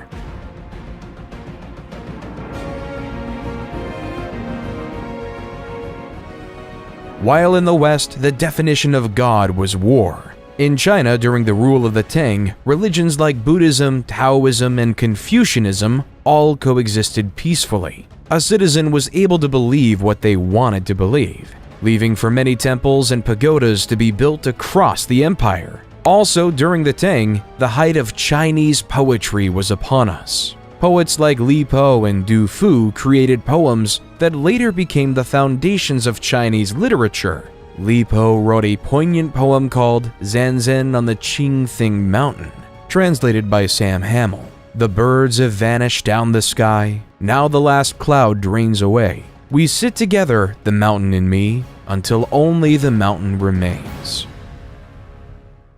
Charlemagne, also known as Charles the Great, became the king of the Franks in 768. Charlemagne was a skilled military leader who expanded the Frankish Empire through successful campaigns. He conquered much of Western Europe, including modern-day France, Germany, Italy, and Spain. Charlemagne was also a devout Christian and worked to spread Christianity throughout his empire. In 785, Harran was declared caliph instead of focusing on conquering like his brethren. He instead focused on the scientific growth in the new capital city of Baghdad. Harun al-Rashid wanted to create the House of Wisdom, a library and research center that attracted scholars from around the world. These scholars would come to the House of Wisdom with the desire to learn. They've translated the works of the past, as well as developing the science of algebra, chemistry, sociology, and the concept of infinity. While the Vikings had a different idea of progress. The Vikings were a group of uncivilized pagans from modern-day Scandinavia who wanted to gain material wealth. So June 8, 793 AD marked the beginning of the Viking Age in Europe. Lindisfarne was a small, isolated island off the northeast coast of England that was home to a famous monastery and considered one of Europe's most important centers of learning. On the day of the raid, a group of Viking warriors, likely from Norway or Denmark, landed on the island and attacked the monastery. The Vikings pillaged the monastery, killing many monks and taking others as slaves. The raid was a brutal and unexpected attack on a place of great religious and cultural significance, and it sent shockwaves throughout Europe.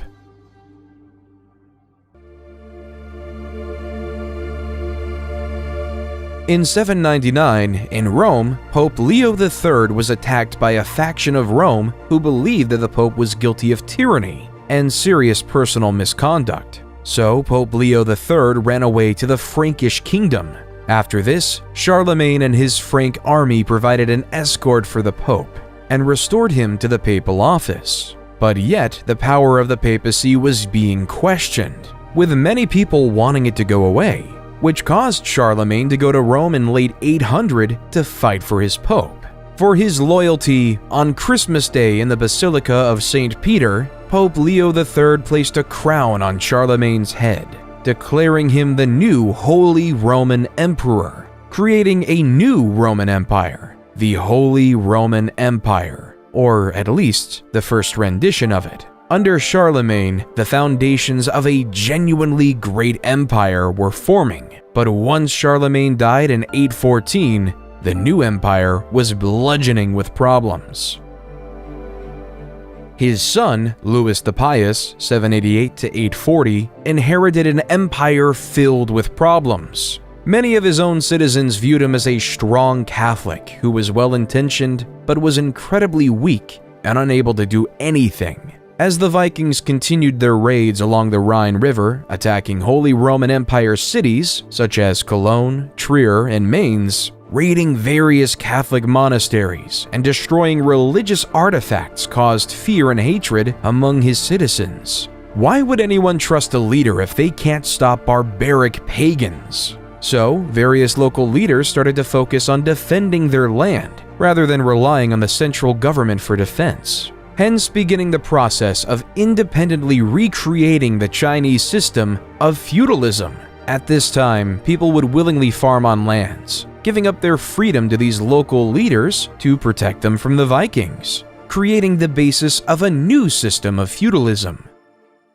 While the Holy Roman Empire might have been fighting with the Vikings and the Byzantines were fighting with the Arabs, in 820, a group of Arab raiders landed on the island of Crete. Over the next several years, Arab forces gradually gained control of the island, overcoming the resistance of the Byzantine defenders. The conquest was completed in 827, and Crete became part of the Arab Empire. The conquest of Sicily and Sardinia followed a similar pattern. In 827, a large Arab fleet landed on Sicily, and Arab forces quickly gained control of much of the island. They then moved on to Sardinia, which fell to the Arab invaders in 828.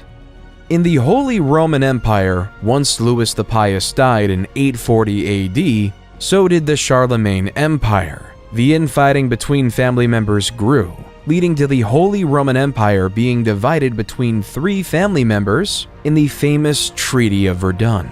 In the west, the formation of the West Frankish Kingdom was given to Charlemagne's grandson, Charles the Bald, in modern-day France. In the East Frankish Kingdom was given to another grandson, Louis the German, which was obviously settled in modern-day Germany, while the Middle Kingdom was given to Charlemagne's eldest son, Lothair. However, being squeezed in between the West and East Frankish kingdoms gave the Middle Kingdom a short lifespan and was practically irrelevant. The Vikings weren't just a problem for mainland Europe, they were pillaging everything in mainland England. So in 871, the new king of Wessex, Alfred the Great, rose to power with one thing in mind: keeping everyone safe. Alfred built a network of fortifications known as burhs, designed to protect his people from Viking attacks. He also developed new military tactics and strategies and fostered alliances with other Anglo-Saxon kingdoms. Unlike in Great Britain, though, the Vikings were actually invited to Russia. According to Russian legend, the tribes in Russia were tired of dealing with political strife, so they invited the Varangians, a sect of Vikings, to establish order and a government over there. Hence, Rurik came with his two brothers to the city of Novgorod, and using the Vikings' famous force, they were able to establish order in the city, declaring Rurik as their new king, creating the Kievan Rus dynasty. Under the military leadership of Oleg, one of the Rurik kingsmen, the Kievan Rus started establishing Smolensk and Kiev in modern-day Ukraine, creating the forefront of Russia today. While back in England, expanding upon his grandfather Alfred the Great's alliance network, Athelstan was declared King of Essex. Athelstan was able to get all the Anglo-Saxon kingdoms to work together to fend off the Vikings of the British Isles. He was declared to be the first king of England due to his ability to navigate alliances and keep everyone safe, beginning one of the longest monarchies in human history.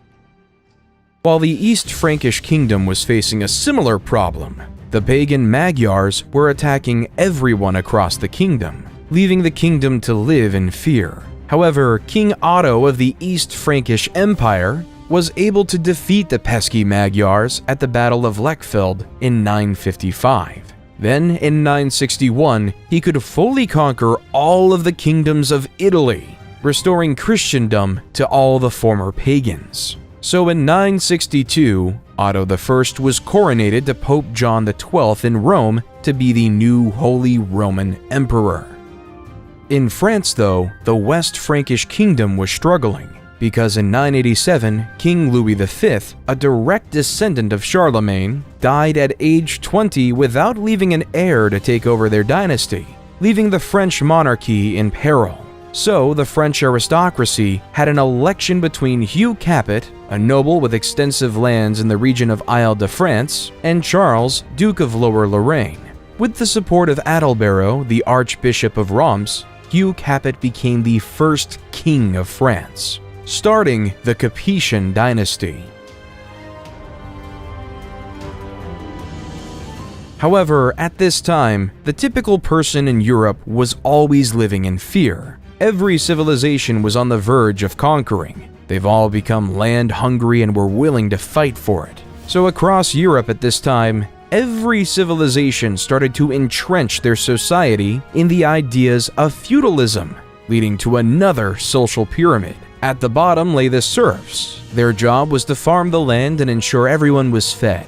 Then came the knight, who provided protection for the people. Then came the nobles, who ruled over a specific territory, owning the land.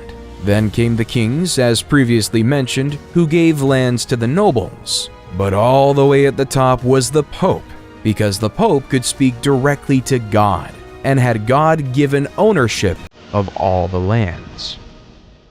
In the early 11th century, Leif Erikson was sent on a voyage to discover lands west of Greenland. If you look at a map, west of Greenland is the Americas. So Leif and his crew ventured to this new mystical land called Vinland, in modern-day Newfoundland, Canada. Leif and his crew spent the winter in Vinland, establishing a small settlement and trading with the local indigenous people. They also explored the surrounding area, which they found rich in natural resources, including timber, fish, and game. Leif and his crew returned to Greenland in the spring, where they were greeted as heroes for discovering new lands. Little did Leif know that he discovered a new continent for his European people. Though significantly less is known about the Americas, some historians believe that at the time, a similar type of expansion happened in the American continent, like in Europe. Sadly, we just don't have the historical records from this unique period. We know that the Mayans down in South America were building the impressive cities of Tikal, Palenque, and Chichen Itza, having a population of anywhere between 2 and 10 million. We also know that there were various tribes across the north, including the Cherokee, the Navajo, and the Inuits. The Inuits are most likely to have interacted with Leif's fleet. While back in Europe, in the holy city of Jerusalem laid the very famous church, the Church of the Holy Sepulchre. According to Christian belief, this church was built on the day Jesus was crucified and resurrected. However, in 1009 AD, Arab Caliph al-Hakim ordered the destruction of this sacred holy site. All of the sacred sites were destroyed, leaving them completely annihilated. When the news reached Europe, Christians were horrified. Pope Sergius IV sent a circular letter to all churches, calling for a holy fight in the Middle East and the expulsion of Muslims from the Holy Land. But yet the Arabs of the Abbasid Caliphate would actually be expelled by another before Jerusalem. The Seljuk Turks, a Central Asian Turkic people of the Muslim faith, were beginning to grow their empire. In 1055, they took over the Abbasid Caliphate capital city of Baghdad. The Seljuk Turks initially respected the Caliph, but the Seljuks took over the city over time. In 1076, they captured Medina, followed the next year by the capturing of Mecca, the holiest city in Islam.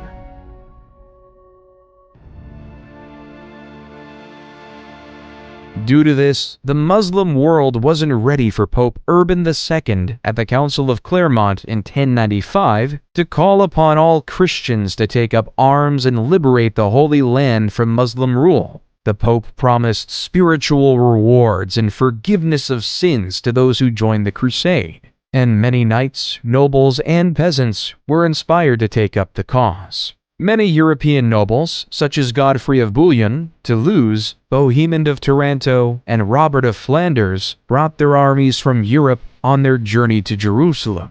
While the Christians were united, the Muslims were divided and unable to put up a strong defense against the Crusaders. Hence, the Christians took over the county of Edessa in 1098, and finally the holy city of Jerusalem in 1099. However, the crusade wasn't done. In 1144, the Muslim forces led by Turkish ruler Ahmad ad-Din Zengi launched a siege against Edessa. The city was poorly defended, and the Crusaders could not resist the Muslim forces for long. After a siege of several weeks, the city was breached, and the Muslim forces overran the city, killing or enslaving much of the population.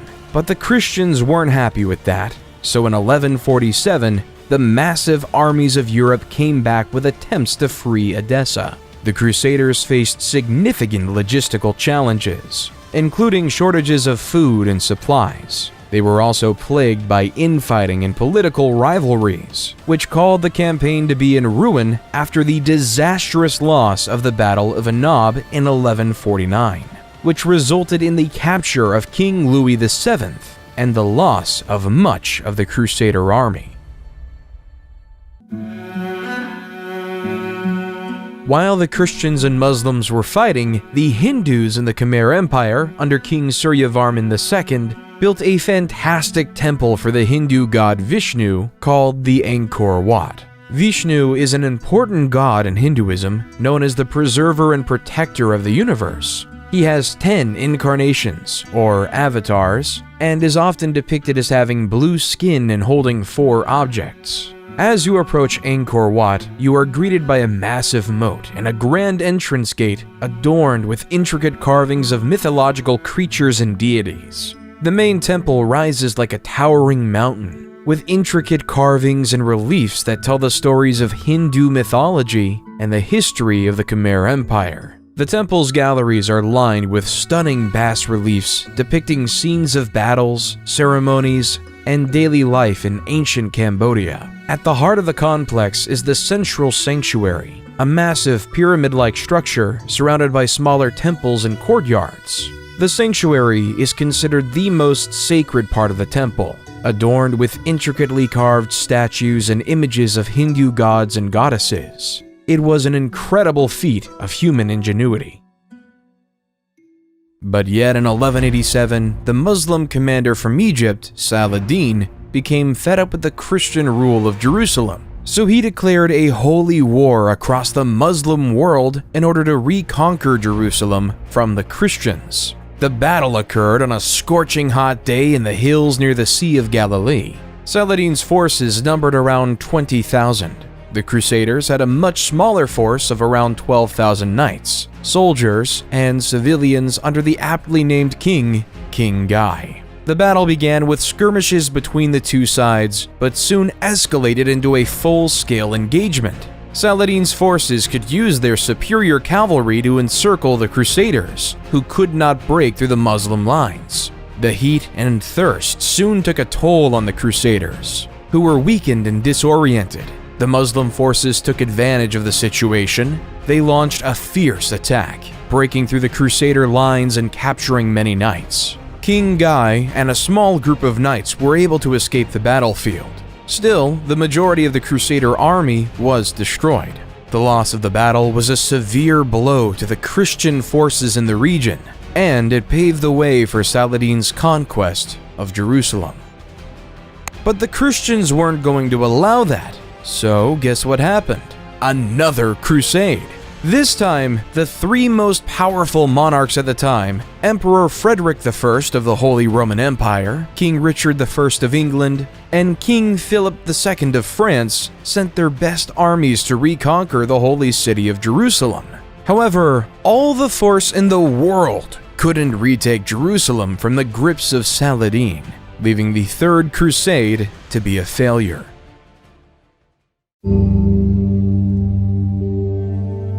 Genghis was born to a mother kidnapped by his father and forced into marriage. Legend holds that he came into this world clutching a blood clot in his right hand. Before he turned 10, his father was poisoned to death by an enemy clan. Genghis's clan then deserted him, his mother, and his 6 siblings to avoid having to feed them. However, he soon began to make friends with the other clans throughout the Mongolian mountainside. By 1206, he had united all the various tribes, uniting 1 million people. For the time, Genghis was quite progressive.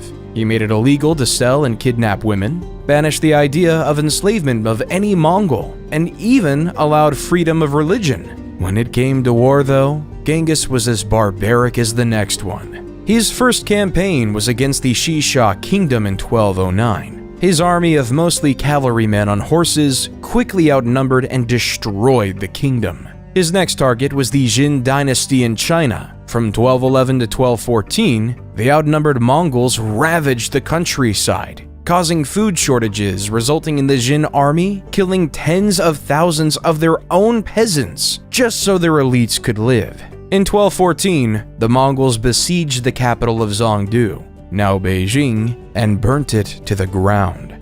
In the early 13th century, King John was facing increasing pressure from his barons, who were demanding greater rights and protections under the law. In response to their demands, John agreed to meet with the barons and negotiate a settlement. The result of these negotiations was the Magna Carta, a document that set out a series of rights and freedoms that the king could not violate. Among these rights were the right to a fair trial, the right to due process of law, and the right to be protected from arbitrary arrest and imprisonment. The Magna Carta also established the principle of habeas corpus, which required the government to produce a prisoner in court and provide a lawful reason for their detention.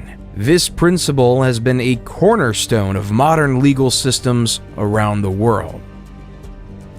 Then in 1217, there was another crusade, this time led by King Andrew II of Hungary and Duke Leopold VI of Austria, with the same goal in mind: to take over Jerusalem. The Crusaders successfully captured the city of Damietta in 1219, but they could not advance further into Egypt. After a series of setbacks, including capture and imprisonment of many Crusaders, the Christian forces were forced to abandon their campaign in Egypt. The Crusaders eventually agreed to a treaty with the Muslim forces, allowing them to leave Egypt unharmed, but without achieving their ultimate goal. Genghis Khan wasn't done though. In 1219, went to war against the Khwarezm Empire in present-day Turkmenistan, Uzbekistan, Afghanistan, and Iran. During his raids, the Mongol hordes swept through one city after another, taking over the likes of Bukhara, Samarkand, and Urgench. Skilled workers such as carpenters and jewelers were usually saved, while aristocrats and resisting soldiers were killed. Unskilled workers, meanwhile, were often used as human shields during the next assault. No one knows with any certainty how many people died during Genghis Khan's wars, in part because the Mongols propagated their vicious image as a way of spreading terror. At Genghis Khan's death, he controlled a massive territory from the Sea of Japan to the Caspian Sea. However, even more impressively, around 8% of the men in South Asia descend from Genghis Khan today. In 1228, Emperor Frederick II of the Holy Roman Empire tried to conquer the Holy Land, but failed, ending the Sixth Crusade. Of course, the Holy Roman Empire couldn't be the only one crusading. King Louis IX of France in 1248 decided to start the Seventh Crusade to retake Jerusalem, but he was taken prisoner by the Muslims and forced to pay a hefty ransom as he retreated. However, that didn't deter King Louis IX, because in 1270 he was at it again, trying to free Jerusalem from the grips of Muslim rule, but this time he died of dysentery. Once King Louis IX died, his troops retreated, creating the eighth and final time there was a crusade.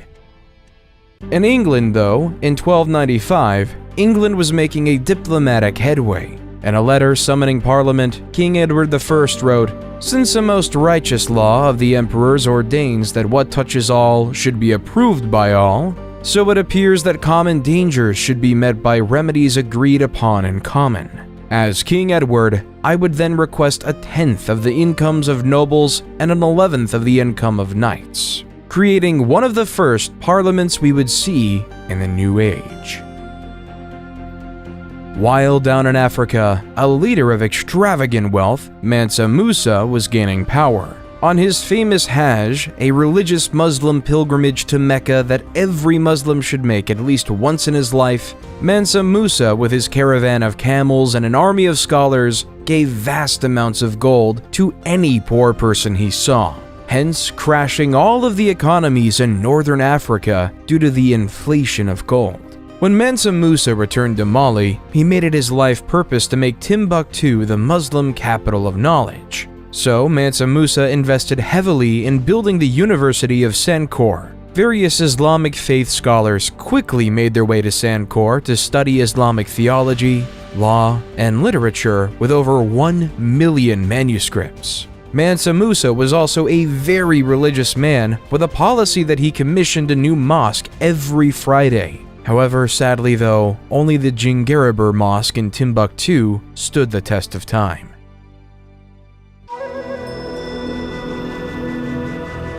In the Americas, though, another built on riches was being created.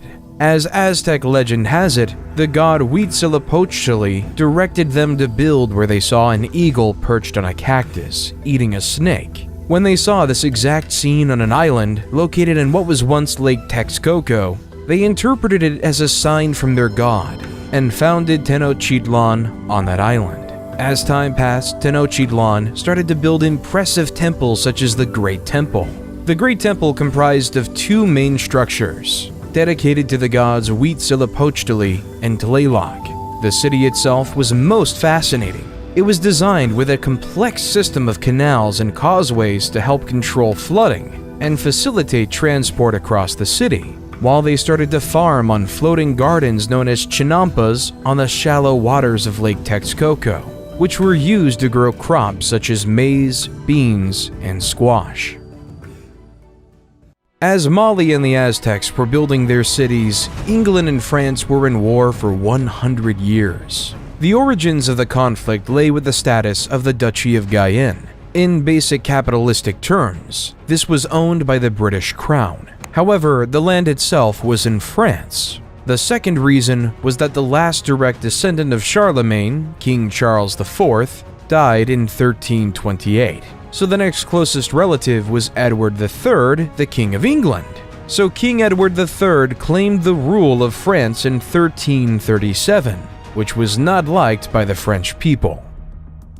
As the petty, erratic 100 Years' War raged on, the people of the world had to face a pandemic like no other. The bubonic plague. As the Italian poet Giovanni Boccaccio wrote, at the beginning of the malady, certain swellings either on the groin or under the armpits waxed to the bigness of a common apple, others to the size of an egg, some more and some less, and these the vulgar named plague boils. Historians believe this pandemic was spread by rats traveling through ships across Europe and merchants throughout the Silk Road. No matter how this plague was produced, around 75 to 200 million people died. With the death of so many people, especially the poor, landowners and nobles were required to allow farmers to keep more of the product they farmed, leading to more workers' rights. In China, though, a group of rebels known as the Red Turbans revolted against the Mongol rulers of China. The Red Turbans were led by a man named Zhu Yanzhong, born into a poor peasant family. Zhu built a strong following among the rebel forces, and eventually emerged as their leader. In 1368, Zhu declared himself emperor and established the Ming Dynasty, marking the beginning of a new era in Chinese history.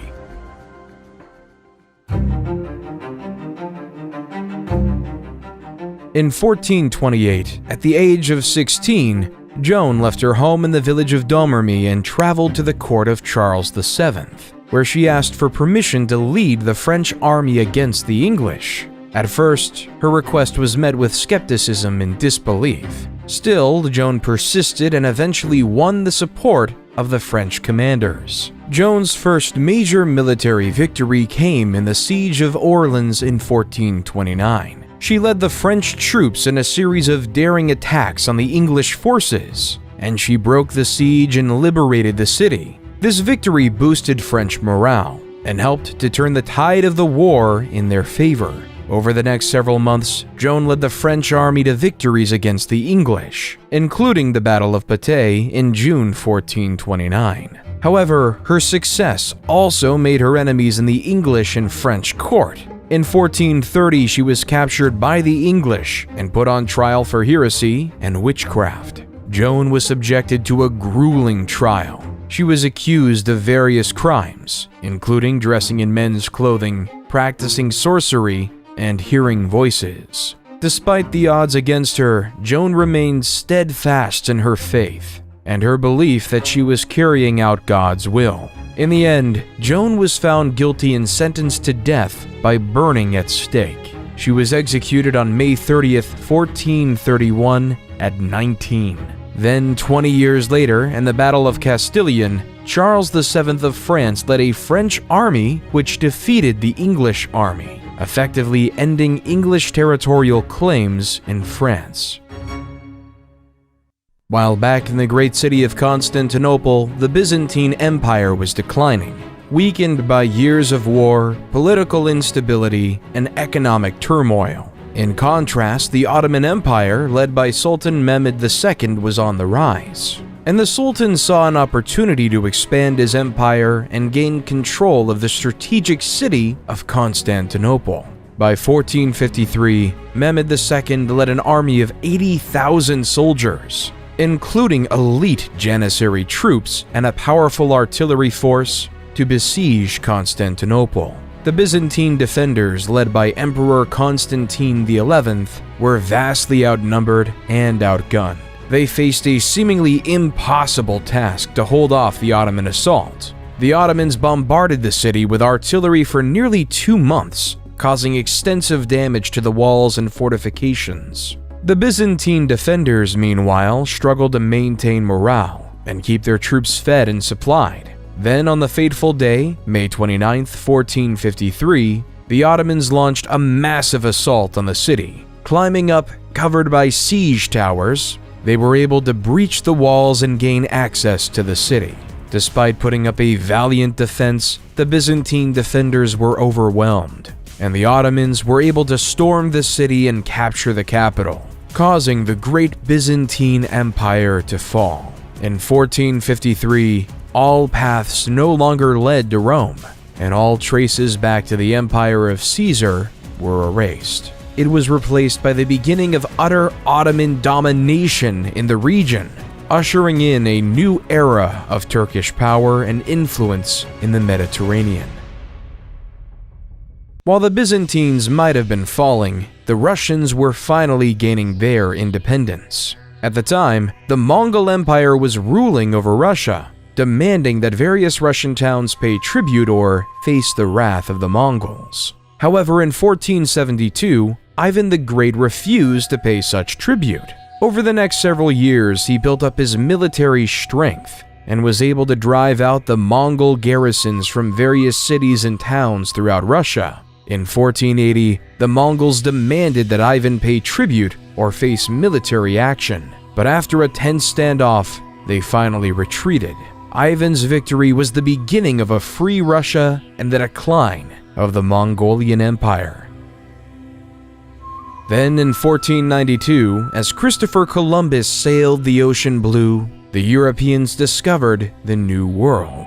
Set initially on finding a path to India, instead he landed on an island in the Bahamas, which he aptly named San Salvador. When he and his crew set up camp, he met the Lucayans, skilled fishermen and farmers, who welcomed him and his crew and provided them with food and supplies.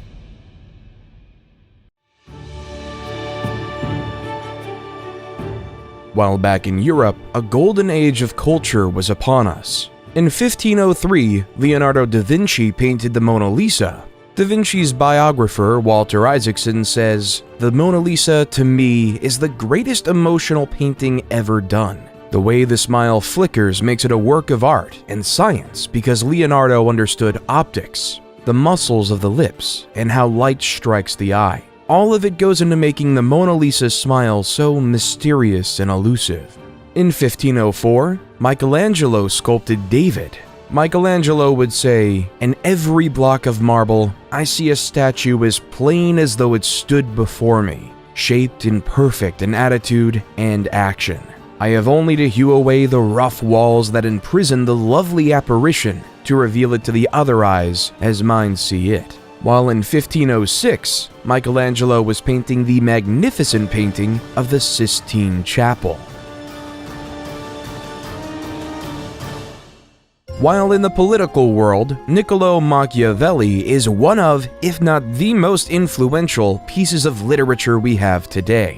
The Prince is a political manifesto that comments on the past civilizations we've heard about in this video. Machiavelli writes, "It is much safer to be feared than loved, because love is preserved by the link of obligation, which, owing to the baseness of men, is broken at every opportunity for their advantage. But fear preserves you by a dread of punishment which never fails." Think about the ordinary farmer. Think about the man who spends generations of their life farming, giving heavy taxes to a noble lord for doing nothing except protecting them. Why won't the farmers rebel? It's because they're afraid of what would happen without their leaders. Without the elites, the Huns or the Mongols can come to your farm and destroy you on their own.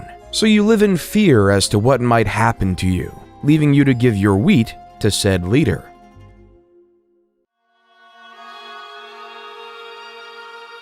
Martin Luther, though, didn't just report on the basics of human nature. Martin wanted to make a difference and was sick of the Catholic Church. At the time, the Catholic Church was selling indulgences, which were certificates that people could purchase to reduce the amount of time they would spend in purgatory after they died. Luther believed this practice was corrupt and went against the Bible's teachings, which emphasized the importance of repentance and faith over material wealth. In protest, he wrote a series of 95 theses, or arguments, challenging the Church's authority and calling for reform. On October 31st, 1517, Luther nailed his 95 theses to the door of the castle church in Wittenberg, which was a common way of announcing a public debate or discussion. Luther's 95 Theses sparked a debate within the church and among European scholars and theologians. Some people agreed with his criticisms of the church, while others saw him as a heretic and a threat to the established order. The beginning of Protestantism was upon us. In 1519, though, the Spanish conquistadors, under the leadership of Hernan Cortés, arrived on the Aztec shores. They were greeted by the Aztecs, who gave gifts of gold and silver of incredible wealth to the Spanish, as they believed that the Spaniards were emissaries of the god Quetzalcoatl. However, Cortés soon revealed his true intentions: to conquer the Aztec Empire and claim its wealth for Spain. Over several years, Cortés and his forces engaged in a series of battles with the Aztecs, marked by intense violence and brutality. The Spanish were aided by their superior military technology, including guns and cannons, and by the support of indigenous allies, who were the enemies of the Aztecs. Despite being vastly outnumbered, Cortés and his men made significant gains against the Aztecs, eventually laying siege to their capital city of Tenochtitlan. After months of fighting, the city fell to the Spanish in 1521, and the Aztec Empire was effectively destroyed. Then, following the strategy of Cortés, Francisco Pizarro led an expedition that conquered the Incan Empire in present-day Peru.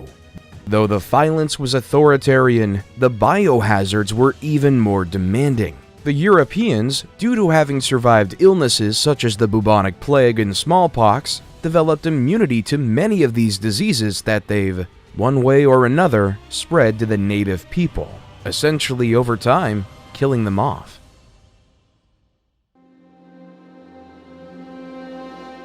Under Suleiman the Magnificent's leadership, the Ottoman Empire became one of the most powerful and influential empires in world history. Suleiman was a brilliant strategist and military leader, and his reign was marked by significant conquests and political achievements. Like many other leaders, he set out to conquer the world. By the end of his reign, Suleiman the Magnificent presided over a vast empire, that stretched from southeastern Europe to the deserts of Arabia and from the shores of the Mediterranean to the plains of Persia. His conquests included the capture of Belgrade and Budapest in Europe, Jerusalem and Mecca in the Middle East, and Tabriz and Baghdad in Persia. The Ottomans also became the dominant naval power in the Mediterranean, with control over North African cities such as Algiers and Tunis, creating the dominant Ottoman civilization.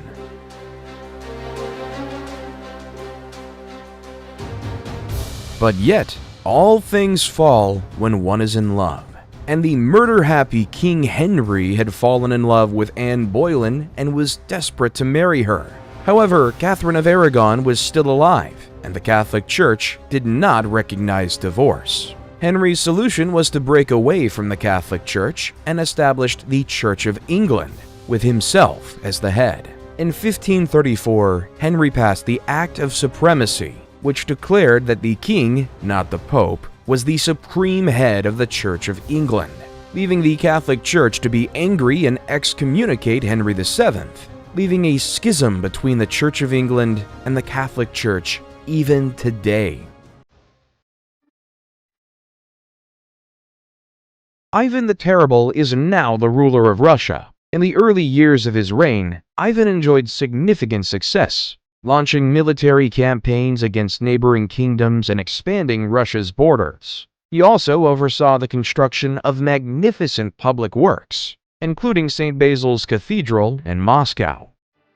However, as Ivan grew older, he became increasingly paranoid and erratic. He launched a series of brutal purges and executions, targeting anyone he perceived as threatening his power. He also had a volatile temper, lashing out at advisors and nobles who dared to question his decisions. In 1560, Ivan suffered a devastating personal loss when his beloved wife Anastasia died. This event seems to have triggered a significant psychological breakdown, and Ivan became increasingly unstable and violent. He launched a series of bloody campaigns against his own people, including the notorious Oprichnina, a campaign of terror and repression that killed thousands of Russians and destroyed countless homes and families, truly deserving of the name Terrible.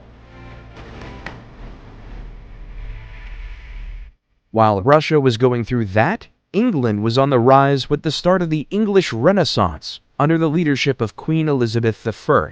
Elizabethan playwrights dominated the scene, creating written words that were poetic in language and poignant in meaning. They've even written plays about people we've already talked about. William Shakespeare wrote many plays, including Histories, Julius Caesar, which was about the assassination of Julius Caesar, King John, which was about the 100 Years' War, and Henry VII was a play about showing human needs to gain power. Other notable playwrights who filled the scene were Christopher Marlowe, Ben Jonson, and John Webster.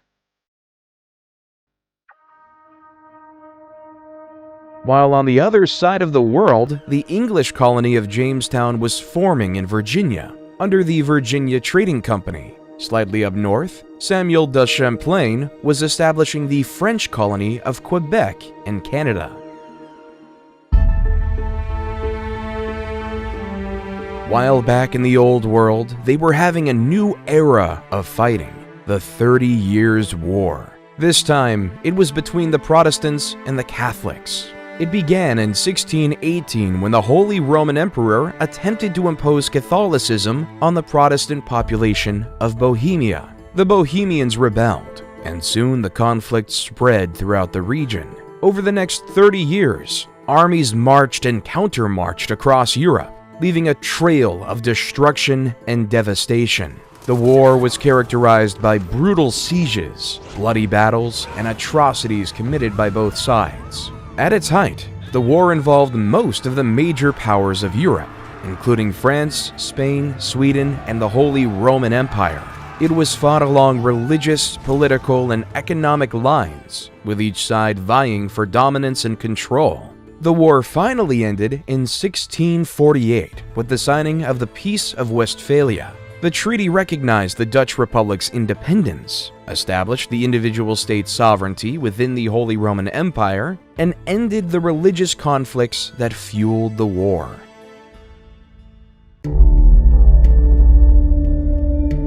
While in China, the Ming court was plagued by corruption, factionalism, and economic decline. The emperor at the time, Chongzhen, faced mounting pressure from his advisors to strengthen the military and defend against the Manchu threat. However, his efforts were hindered by infighting among officials and a lack of resources. In 1644, the Manchu army, led by Prince Dorgon, launched a massive invasion of China. The Ming army, weakened by years of neglect and corruption, was no match for the highly disciplined and skilled Manchu forces. The Manchus quickly conquered Beijing and installed their puppet emperor, ending the Ming dynasty, continuing the cycle of dynasties in China.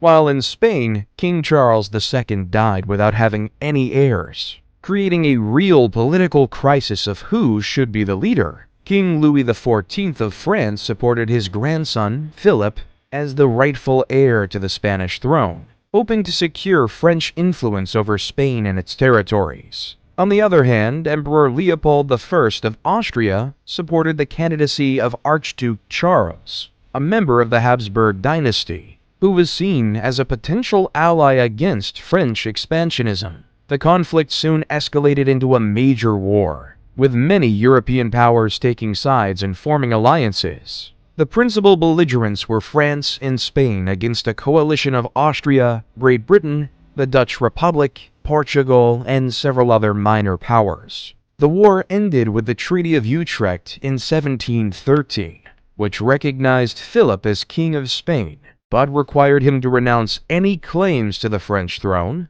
and cede some territories to Great Britain and Austria. The Treaty of Rastatt, signed the following year, officially ended the war.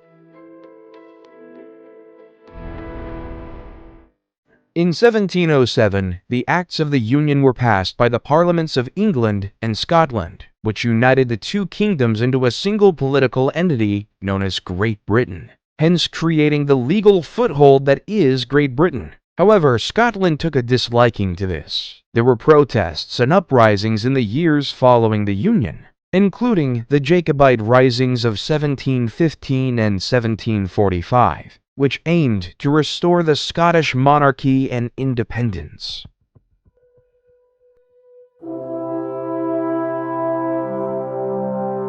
Then, on July 4th, 1776, a group of American patriots stood in a room in Philadelphia, signing a document that would say the words, "We hold these truths to be self-evident, that all men are created equal, that they are endowed by their Creator with certain unalienable rights, that among these are life, liberty, and the pursuit of happiness."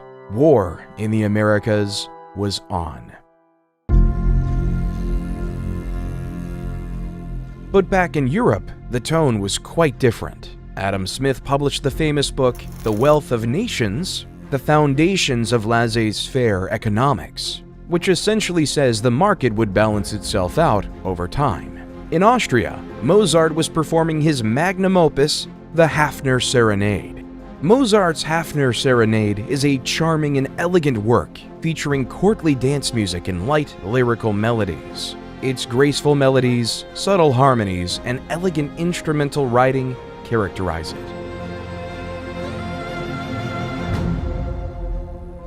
As the war continued, King George III sent his armies of the masses over to America. Though the colonists had little military training, their knowledge of the terrain and guerrilla tactics made them nearly invisible. At the same time, the Red Army coats were easy to see for the Americans. In the summer of 1781, George Washington and French General Rochambeau marched their forces south to Virginia, where they laid siege to Cornwallis and his army at Yorktown. The British were trapped and could not escape by land or sea. The siege dragged on for weeks. The American and French forces bombarded the British with artillery, They dug trenches to inch their way closer to the British defenses. The French Navy defeated the British Navy in a crucial naval battle off the coast of Virginia, cutting off Cornwallis's only escape route by sea. On October 14, 1781, the American and French forces launched a massive assault on the British defenses. The British fought valiantly, but were vastly outnumbered and outgunned, and they soon began to falter. On October 19th, Cornwallis surrendered his army to Washington, effectively ending the war. The victory at Yorktown was a decisive moment in the war, and it marked the end of British rule in America and the beginning of a new experiment. With America finally being free from the totally tyrannical grips of Britain, they had one issue. How were they going to lead? Were they going to make General George Washington their monarch? Therefore, democracy was chosen. However, Plato made a good point many years ago, that the common man was incapable and not wise enough to pick a better leader to lead them to success. So the American-founded Constitutional Convention came up with this idea of the Electoral College, where the common man would vote for a particular person who would then have a say in who could be president. So instead of the president being directly voted on by the people, they would vote on elites, who would then vote for the president directly.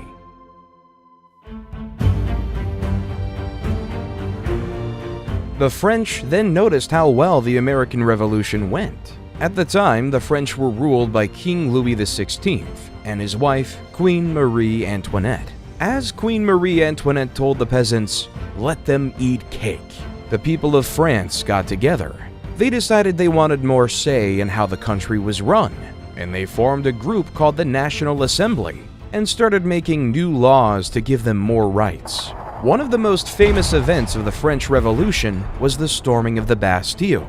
This was a prison that represented the king's power, and the people wanted to show that they were not afraid of him.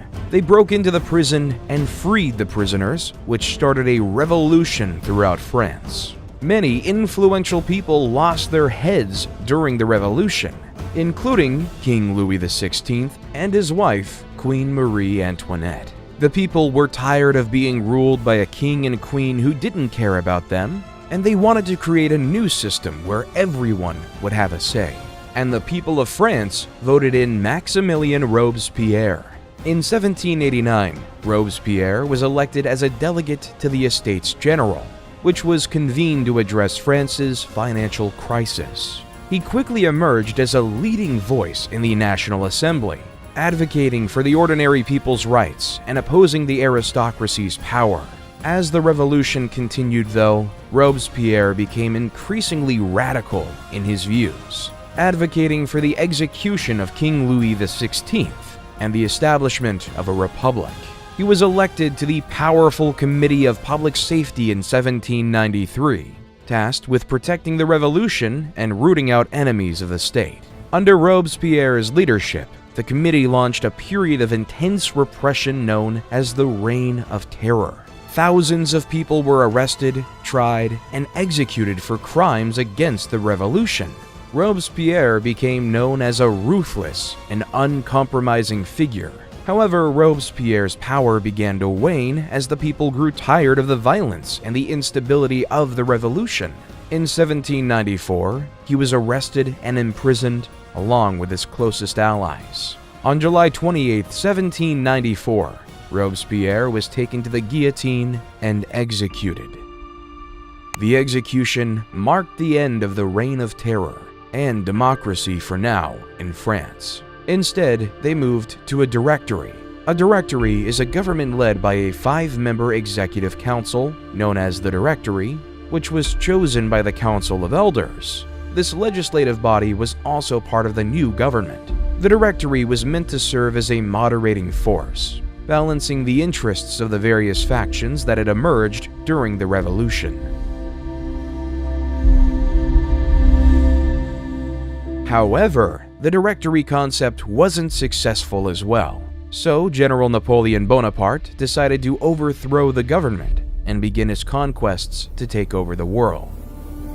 So off Napoleon went to conquer much of Europe, In 1805, Napoleon defeated a combined Austro-Russian army at the Battle of Austerlitz, solidifying his position as one of Europe's most powerful leaders. He then conquered much of the continent, including Spain, Portugal, and the Netherlands. In 1812, Napoleon invaded Russia with a massive army. Still, the campaign proved disastrous, and his forces were decimated by the harsh Russian winter. The defeat marked the beginning of Napoleon's downfall. In 1814, the European powers allied against Napoleon and invaded France, forcing him to abdicate his throne and go into exile on the island of Elba. However, he returned to France in 1815 in what became known as the 100 Days, and briefly regained power before being defeated by the British and Prussian armies at the Battle of Waterloo.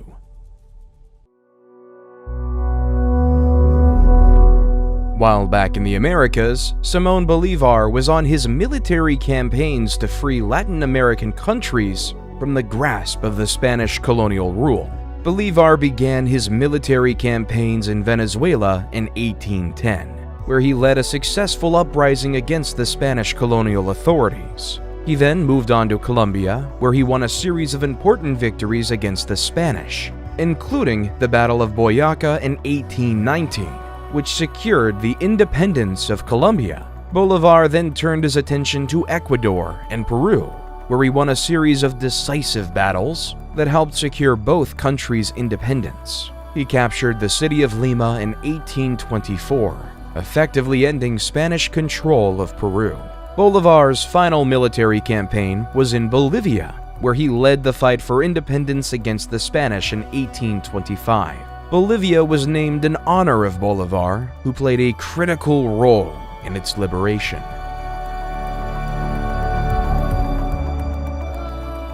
In 1848, two men had an idea that would spark debate worldwide.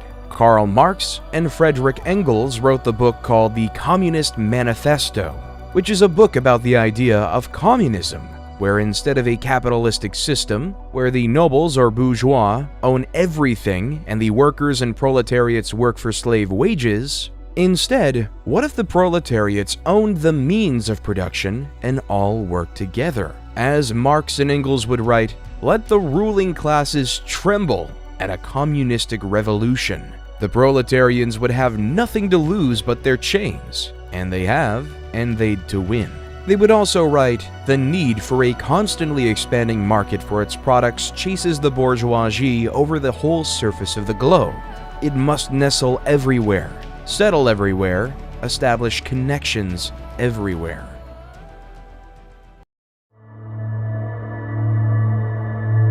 Right after the writing of the Communist Manifesto began a period in Europe known as the Scramble for Africa. It all began in the 1870s when European countries began to explore the interior of Africa, looking for new territories to claim and resources to exploit.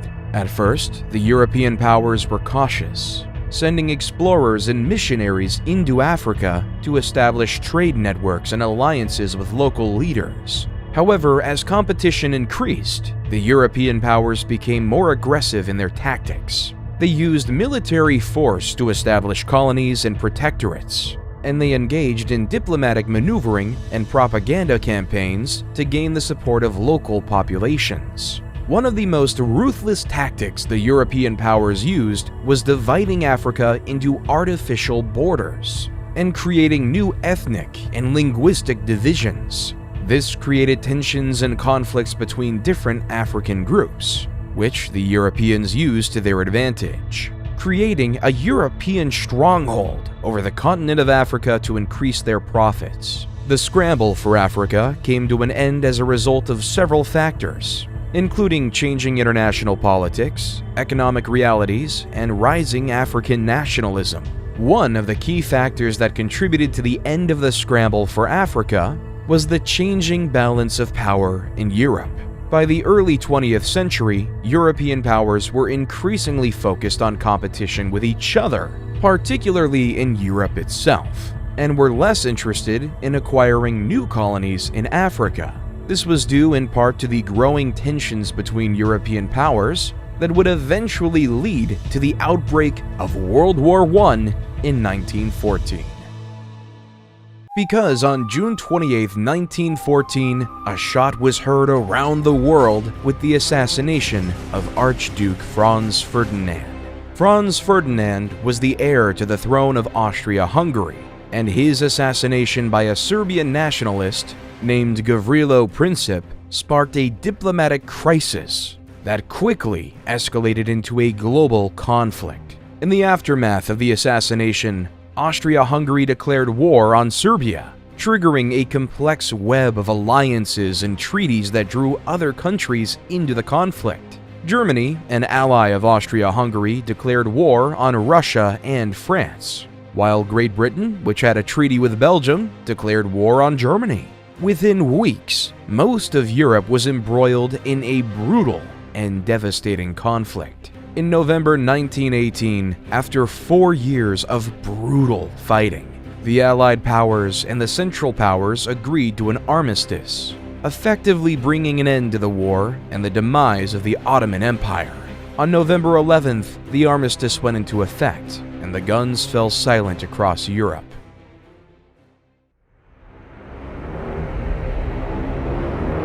World War II.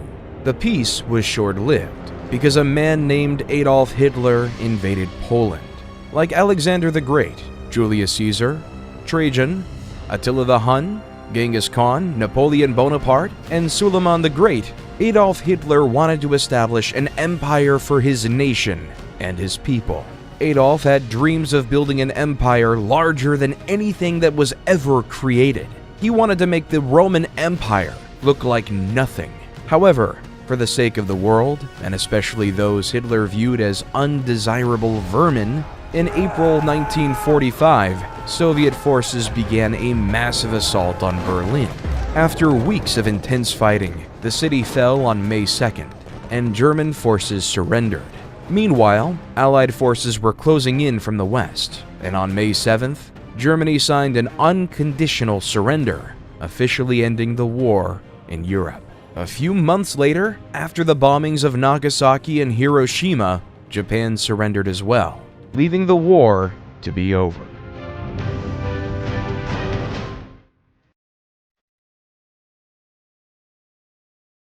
From World War II on, the world has faced a technological revolution. With Alan Turing's invention of the computer during the war, the world became global. For 50 years, America and the Soviet Union were at war, despite the fact that they were on two totally different continents. In 1969, Neil Armstrong landed on the moon, saying, "It's one small step for man, one giant leap for mankind."